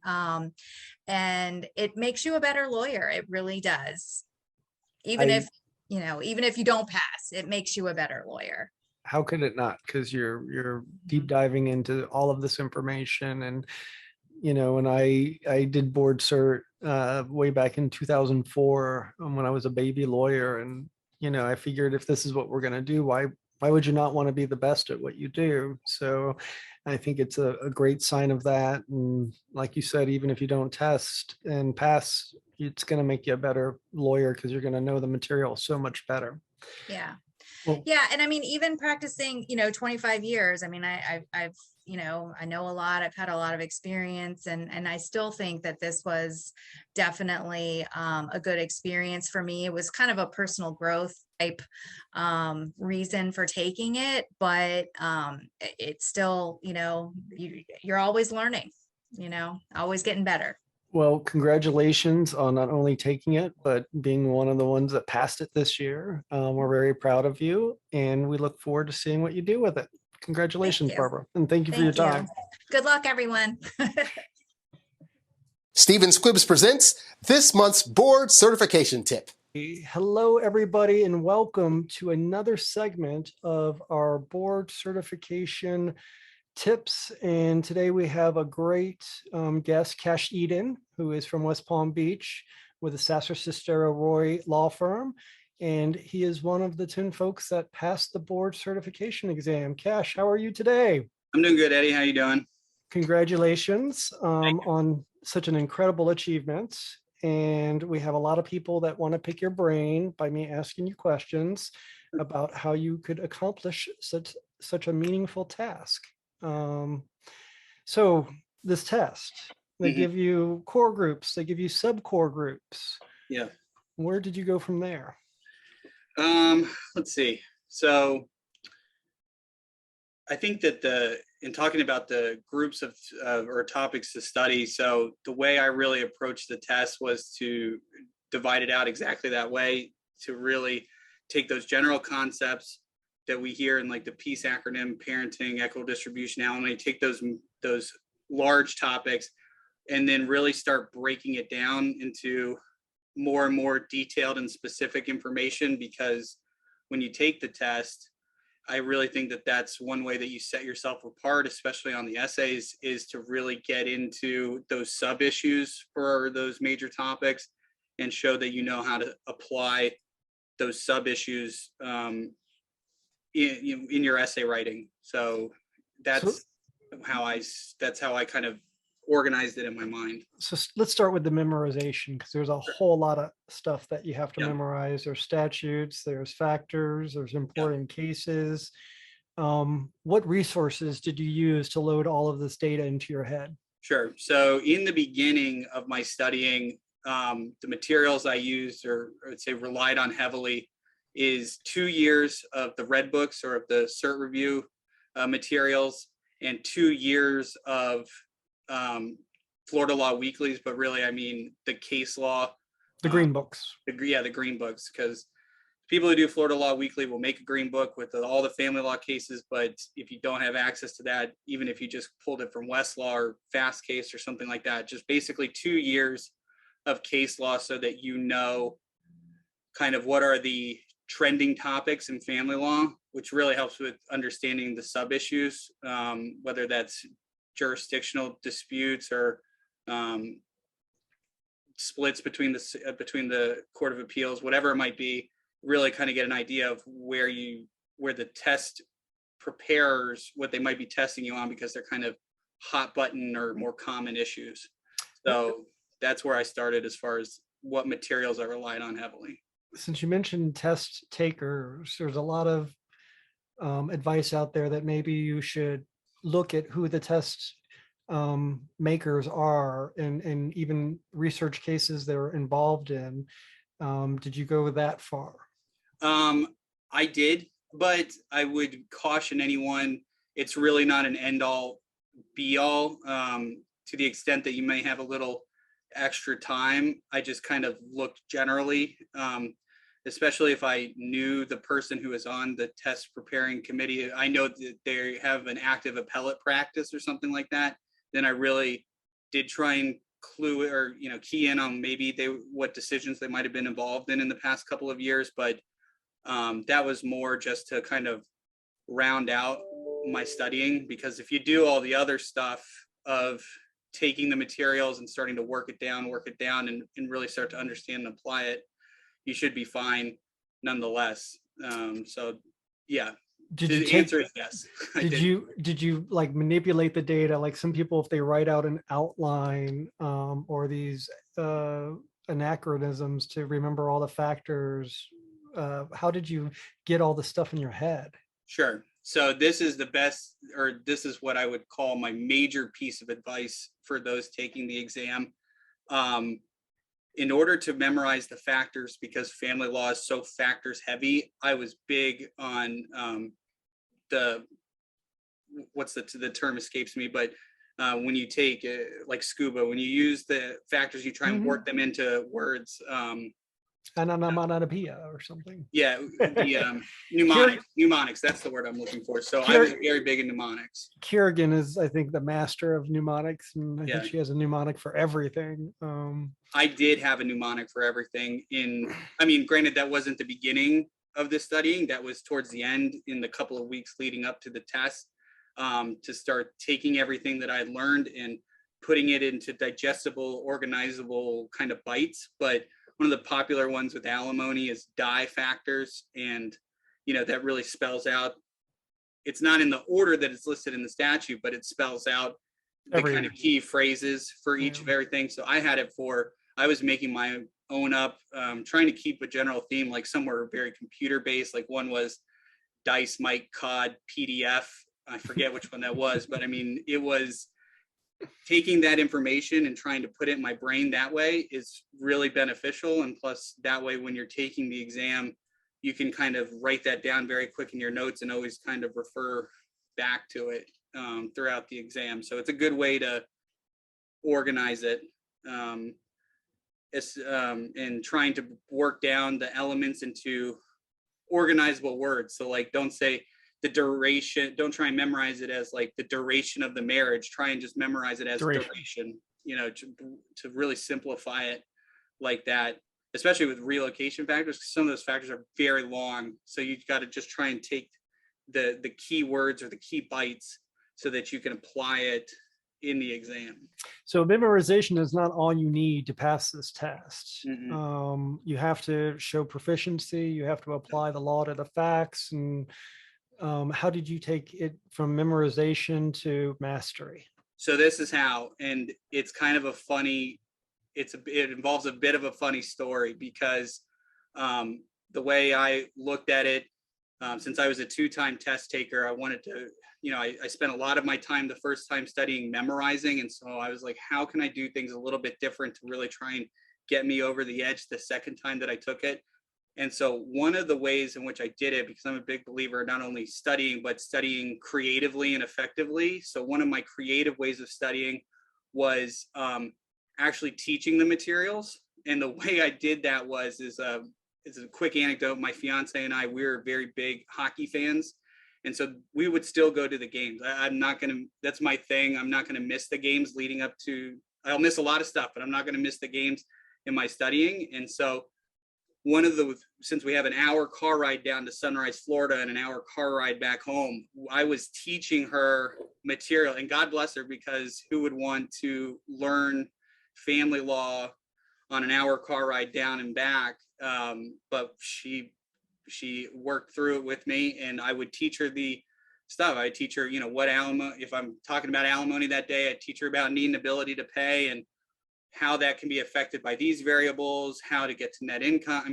Every type of topic. And it was, as I was teaching it, I really felt myself starting to understand the materials and starting to apply it. And then the best part of it is that if she was confused about something, or she's saying, that doesn't make any sense, or what happens if this happens, it causes your brain to really start thinking creatively and trying to pivot, which is obviously great for the exam because you don't know what's on it. So it allows you that ability to think quickly and effectively when you're giving an answer to the person who's listening to you. So if you have family, friends, a spouse, anyone, then that's what I recommend highly doing.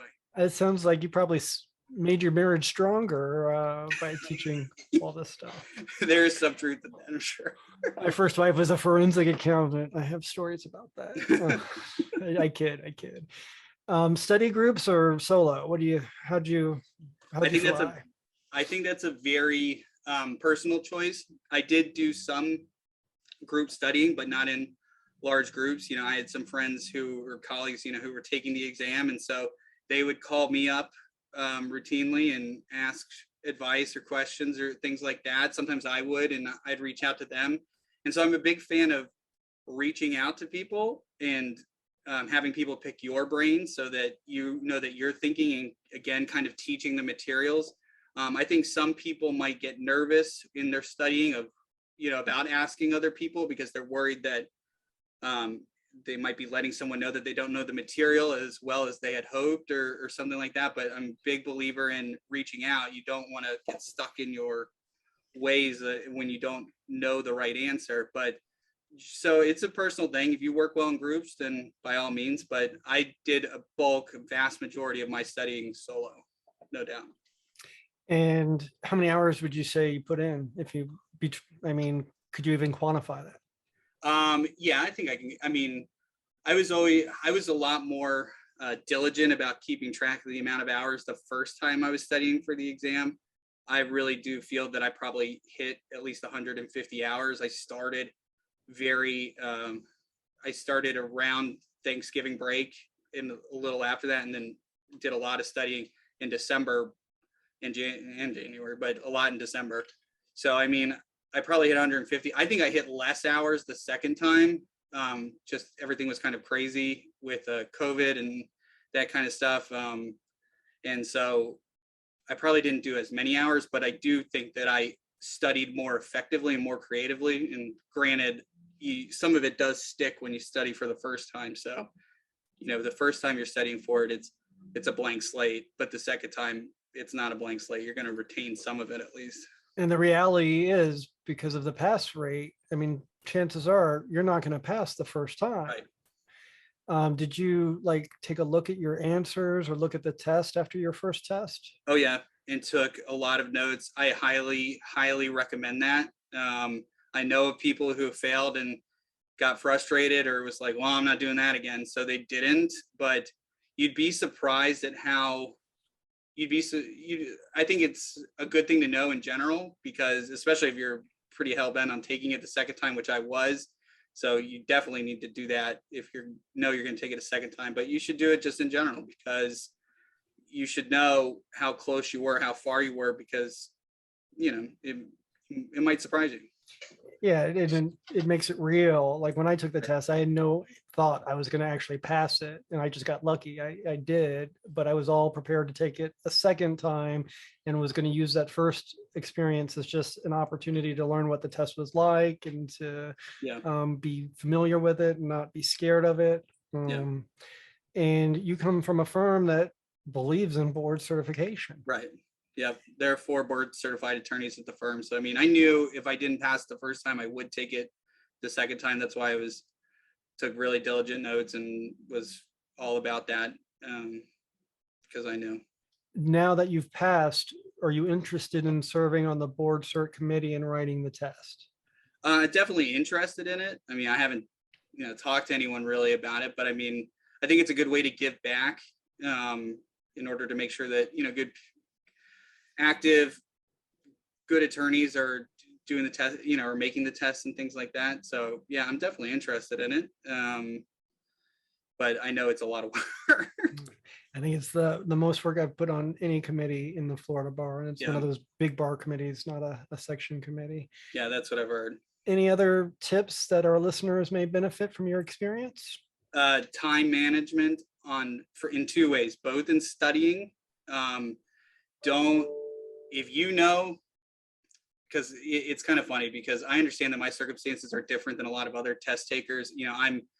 I have a fiance, but I'm not married. I don't have kids. I know that kids, especially if they're younger, are a very difficult thing to balance with preparing for the test, but that's okay. The same as a hockey habit, I think. But, right. Same as a hockey habit. And we all have things that distract us. We can't study all the time. You gotta focus on other things, but it's definitely something. So the preparation, when you start hearing things like 150 hours or, even 100 hours, it might seem daunting, but if you break it out over time, it's definitely something that's doable. The thing that is important to remember is just about consistent studying, during that study period and during that study time. So, I mean,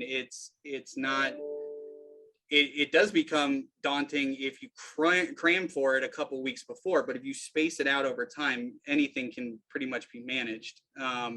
And with that said, I do highly recommend, if you can, but every firm is different, trying to take some time, a couple of weeks before the exam to do nothing but studying. I think it was really beneficial. I personally had the luxury, I took 3 weeks off. I had some vacation time saved. I devoted it to that. And so I took about 3 weeks off to just study. And I think it was really beneficial to really round out. I had the base knowledge, but to really round out and to really get into the depths of the sub issues, you know, whether it be appreciation or different forms of income and that kind of stuff, then it's really beneficial. So time management on the test, devote most of your time to the essays. They're worth the most. And I found that people who focused primarily on the other parts of the exam, short answer, multiple choice, whatever, and then went to the essays, that they were distracted and constantly thinking about their previous answers. Focus on the essays. They are the most valuable. There's no doubt about it. That's just percentage wise how the test works out points wise. So focus on the essays. Don't neglect the other parts, but focus on the essays. So I mean, don't sleep on professional responsibility. That seems like such an easy thing. You know, we all are professional attorneys. If you're at that point in your career, you're taking the test. So why review the Florida bar rules? No, focus on them. It's an easy way to get points. And so I will admit that I did not study the first time around or put a lot of emphasis on that issue, and it completely bit me. So don't sleep on it. That's one piece. Did you ever run out of time to answer a question during the test? A lot of people ran out of time on, especially in the first time I took it. I realized that was something that I needed to focus on the second time around, was don't let good become the enemy, or don't let perfect or great become the enemy of good. Get as much information on the page as you can to touch on all of the different issues that may be presented especially in the essay. In the essay, if there's multiple issues, try and touch on all of them. Don't focus on the ones that you know extremely well and then neglect the other issues. You should try and manage your time in a way that you're touching on all the issues, even if you don't get to talk about it in all the detail that you would like. So, and would you write your answers in a narrative, or at times would you just list factors? If I'm running out of time, I would just list. I think it's beneficial just to list or itemize things out, bullet points, especially if you're crunched for time, because at least then the person who's reading it knows that you are on.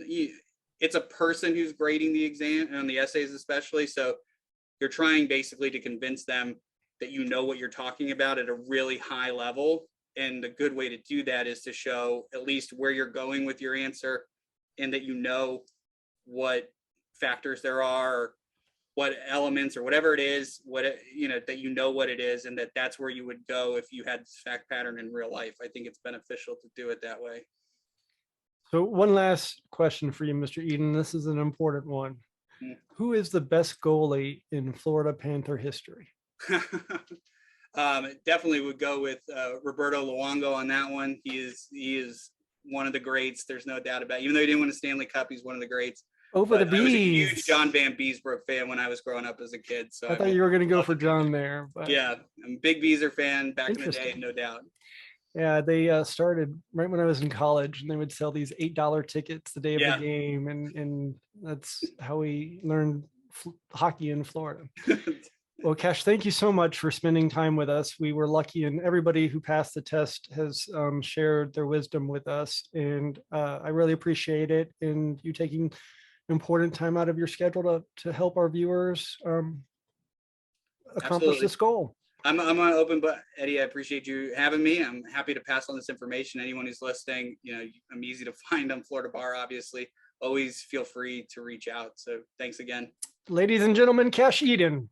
In the meantime, Hello, everybody. And today we are interviewing the 10th person who passed the board certification exam in 2021.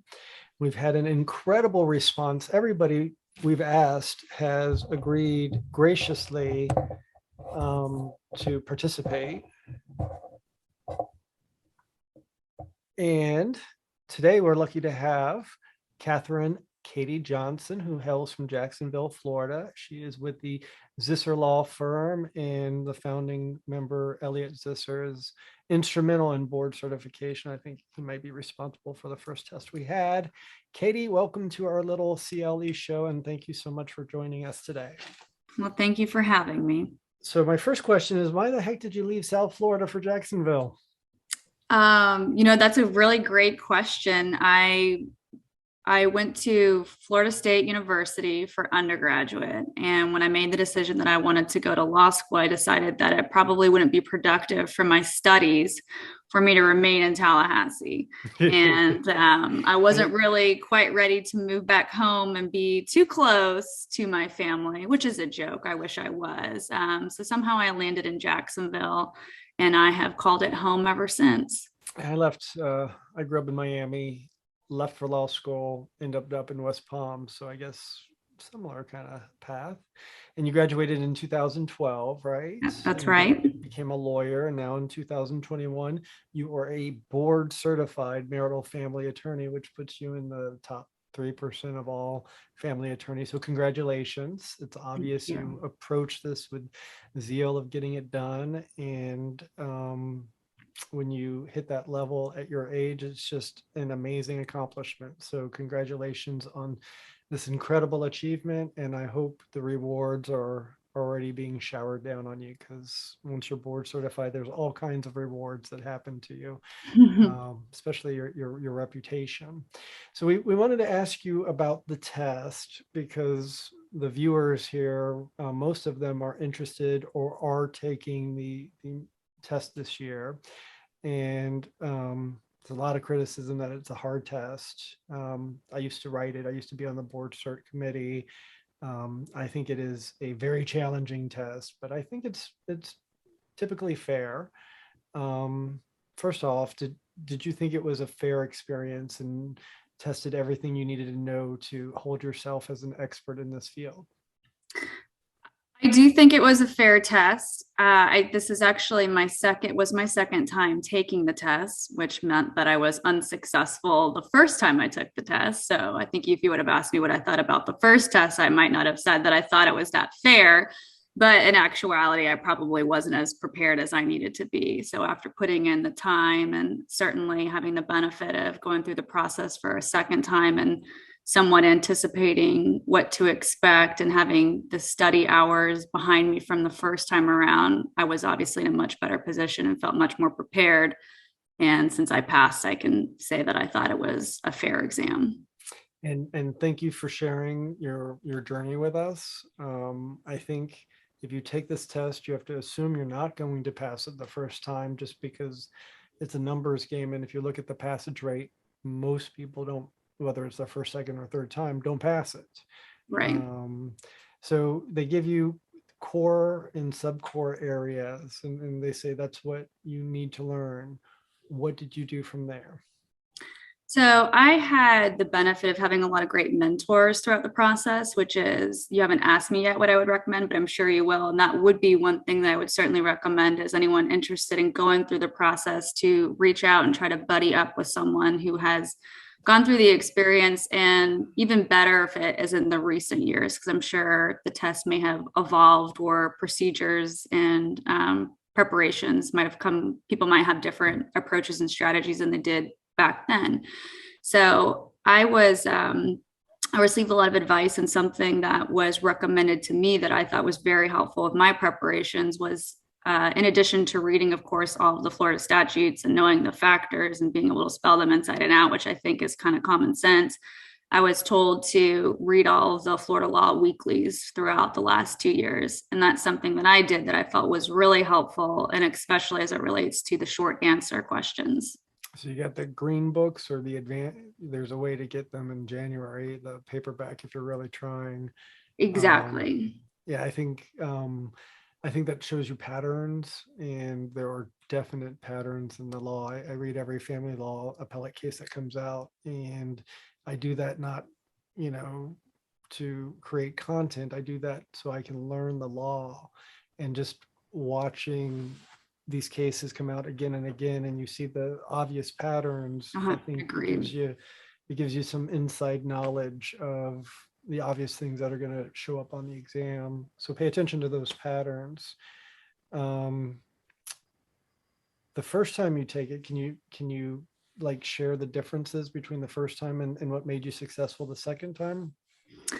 I think one thing that made me more successful the second time around is I had the motivation that I had already put in the time the first time around. And obviously I was unsuccessful. And although I thought I was making my study preparations a priority, I found that I didn't. And for example, some advice that someone gave me was, the week before the exam, or at least 2 weeks, block out anything and don't schedule hearings, don't handle your cases, if you have that ability to do so. And I was really good about being routine up until that time.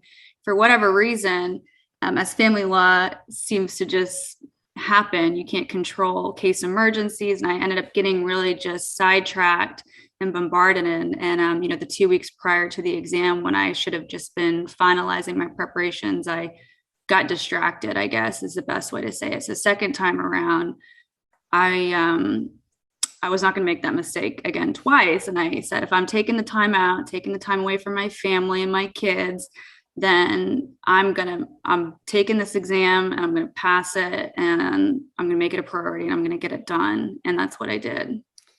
By any chance, did you keep track of how many hours you put into preparing for this test? So this is something that is unique in that this time around, I was actually preparing for the exam while I was on quote unquote maternity leave. I had a baby just at the end of December. So I was working, but not really working, although I don't think any lawyer can actually say that they have the luxury of taking a maternity leave off or time off because you can never really step away from your cases. So I was caring for and being responsible for keeping a new baby alive. So I didn't track my time this time around in detail. The first time I took the exam, I know I had more than 100 hours and I did track my time and I created a file on my billing software to input my time to keep track because I was told, I think by Lawrence Stats, that there were statistics that showed that you had to have at least 100 hours in, otherwise you're not going to pass. So I was like, all right. And without a doubt met the 100-hour requirement. And this time around, I didn't keep track of the time, but that's all I did around the clock and probably 3-hour intervals with taking care of my child. And obviously it paid off. So congratulations. Did you get an email or a letter or a phone call telling you passed? I believe I received an email telling me that I had passed. That must have been a pretty good moment. It was, and I actually wasn't expecting it because I know it always falls right around the time. I think it's Labor Day. It's a holiday. It came out a couple days early this year. It did, which was nice because last time you had to wait after the long weekend and to get the news, and it came early, which was a nice surprise. So when you took the exam the first time and were unsuccessful, did you go review the exam afterwards, or did you take a peek at the answers and the model answers? So I really wanted to and had intended on reviewing the model answer, but that was the year when I took it was when COVID first happened. Right. And it was really hard. And there was a little confusion as to whether we were going to be able to do it virtual, whether we had to go in person, and it ultimately ended up where I wasn't able to drive to Tallahassee to review the exam during my pregnancy. So I didn't, but that was something that I really wanted to do. And there's been advice and what a lot of people recommended that I do after I didn't pass the first time. And I think last year, 2 people challenged their grades and actually were successful in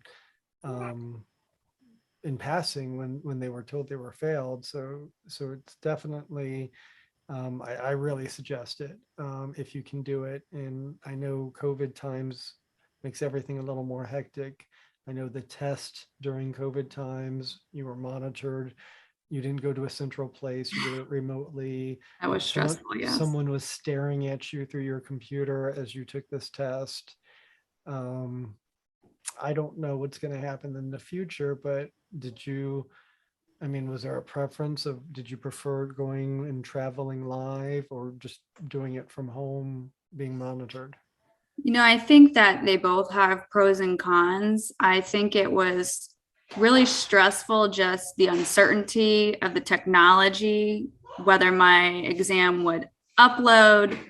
My dog started barking in the middle of the exam several times. She hardly ever barks, and she's actually laying at my feet right now, and hopefully she doesn't start barking at the mailman. But I remember in the middle of my exam, something happened and she was going nuts. And so they have strict rules where you can't get out of your chair. So I was scared to get up to like let her out of my room, but I'm yelling at the dog and I didn't know if I was going to get flagged. So I just didn't know how that worked. And that was really scary and probably kind of humorous if someone really was watching me through the eye of my computer. And you have a French bulldog, right? I do. What is your puppy's name? Her name's Josie. So Josie helped you study and she monitored your exam. Yes, but I will say also that it ended up being able to take it from home was, with my personal circumstances, much better because I did just have a newborn baby, and it would have been stressful for me to have to travel out of town, being I'm in Jacksonville, get a hotel. I don't know if I would have done it. And I think that might have been the reason why I actually decided to pull the trigger and take the exam, because I thought it was likely it would be held virtual. Otherwise, I was studying, but I wasn't really fully committed until I thought that was going to be the process. And speaking with all the people that have passed the test, and you being the last one that we had the chance to chat with, the biggest concern was lack of time to complete the test. What did you think about that? I agree wholeheartedly with that concern and gripe, I guess is the best way to say it. One thing that I feel the board certification is looking for is a lawyer's ability to develop their arguments and analysis and the level of analysis and the arguments that can be made. And I don't feel like a testing applicant has the ability to really develop those arguments in the strict amount of time, especially with those essays. For me, I felt like I was having to write my answer as I was reading the question. And I know there's the tip, read the call of the question, which I did, but you don't, the patterns are so convoluted that you don't, know the twists and the turns of the question. But I felt like I had to write my answer while I was reading the question. And that, I think, is a big reason why why I may have been unsuccessful with the first exam, is that I didn't budget my time appropriately. And so if I felt like if I would have had more time, ultimately I there were other areas of the exam I didn't pass, but that was something that I struggled with, that I was really cognizant this time around that I can only allot that 60 minutes or 30. I don't recall what it was. You have it mapped out how many time per minute per question you can spend. And I was really strict on that. But I do feel like having a little bit more time, even if it was another few minutes per section, would be more fair to the applicants. And the call to question that you mentioned, that's that little paragraph at the end of the question that actually asks and tells you what you're supposed to be answering. So the thought is go straight there. And then when you read this convoluted fact pattern about Homer Simpson and Marge, or Brad Pitt and Jennifer, or whatever, you'll know where you're going. And instead of just reading what would otherwise be one hell of initial intake of crazy facts. Correct. Those essays are crazy. Do you have any other tips that you would like to provide to our folks? Other tips, I think I did the process the second time around. I didn't have a study buddy per se. I think it would have been helpful if I did, to have someone, to help hold you accountable and to help motivate you, when you want to kind of throw in the towel. But I didn't have that. I was thankful that I had my mentors, and certainly Elliot Zister at my firm. He was a big reason why I decided to start the process. And, he always encouraged me, as did, the others, and Ashley Myers in town and the other lawyers in my area code that have recently passed the exam in the recent years. So I had a lot of motivation and support, but it would have been nice to buddy up with someone, but there just wasn't anyone else my year that I knew well enough to do that with. Well, thank you so much for sharing your information and giving everybody inspiration. And I always tell people, if I can pass the test, you know, and so, I mean, I think it's a doable test. And even if you don't pass, you're going to make yourself such a better attorney. So why not go, you know, if this is your vocation, don't you want to be the best of it? And how do you become the best of it? Learn it. And even if you don't hit board certification, just by doing this process, I think it definitely makes, I haven't talked to anyone that has studied and, you know, didn't pass, but not one person has said, you know, this going through this has made me a better attorney. They all say that. So just, you know, setting up a system where you're going to go through all this stuff is going to make you better at your craft, whether you're board certified or not. So that alone, I think, makes it worth it. You going to be attending board cert in January? I unfortunately am going to be out of town. I have my first vacation in a year. So unfortunately, I will not be there this year, but I will definitely be there next year. Well, you deserve it. And hopefully next year they'll be asking you to speak on a topic. Well, I would look forward to that. Katie, thank you so much for your time. And we appreciate you sharing these tips with our audience. Thank you for having me. Thank you for joining us for this month's edition of Stephen Squibb's Monthly Family Law CLE. We hope to see you again next month. In the meantime, do something that matters. Visit www.eddiestevens.com for more information.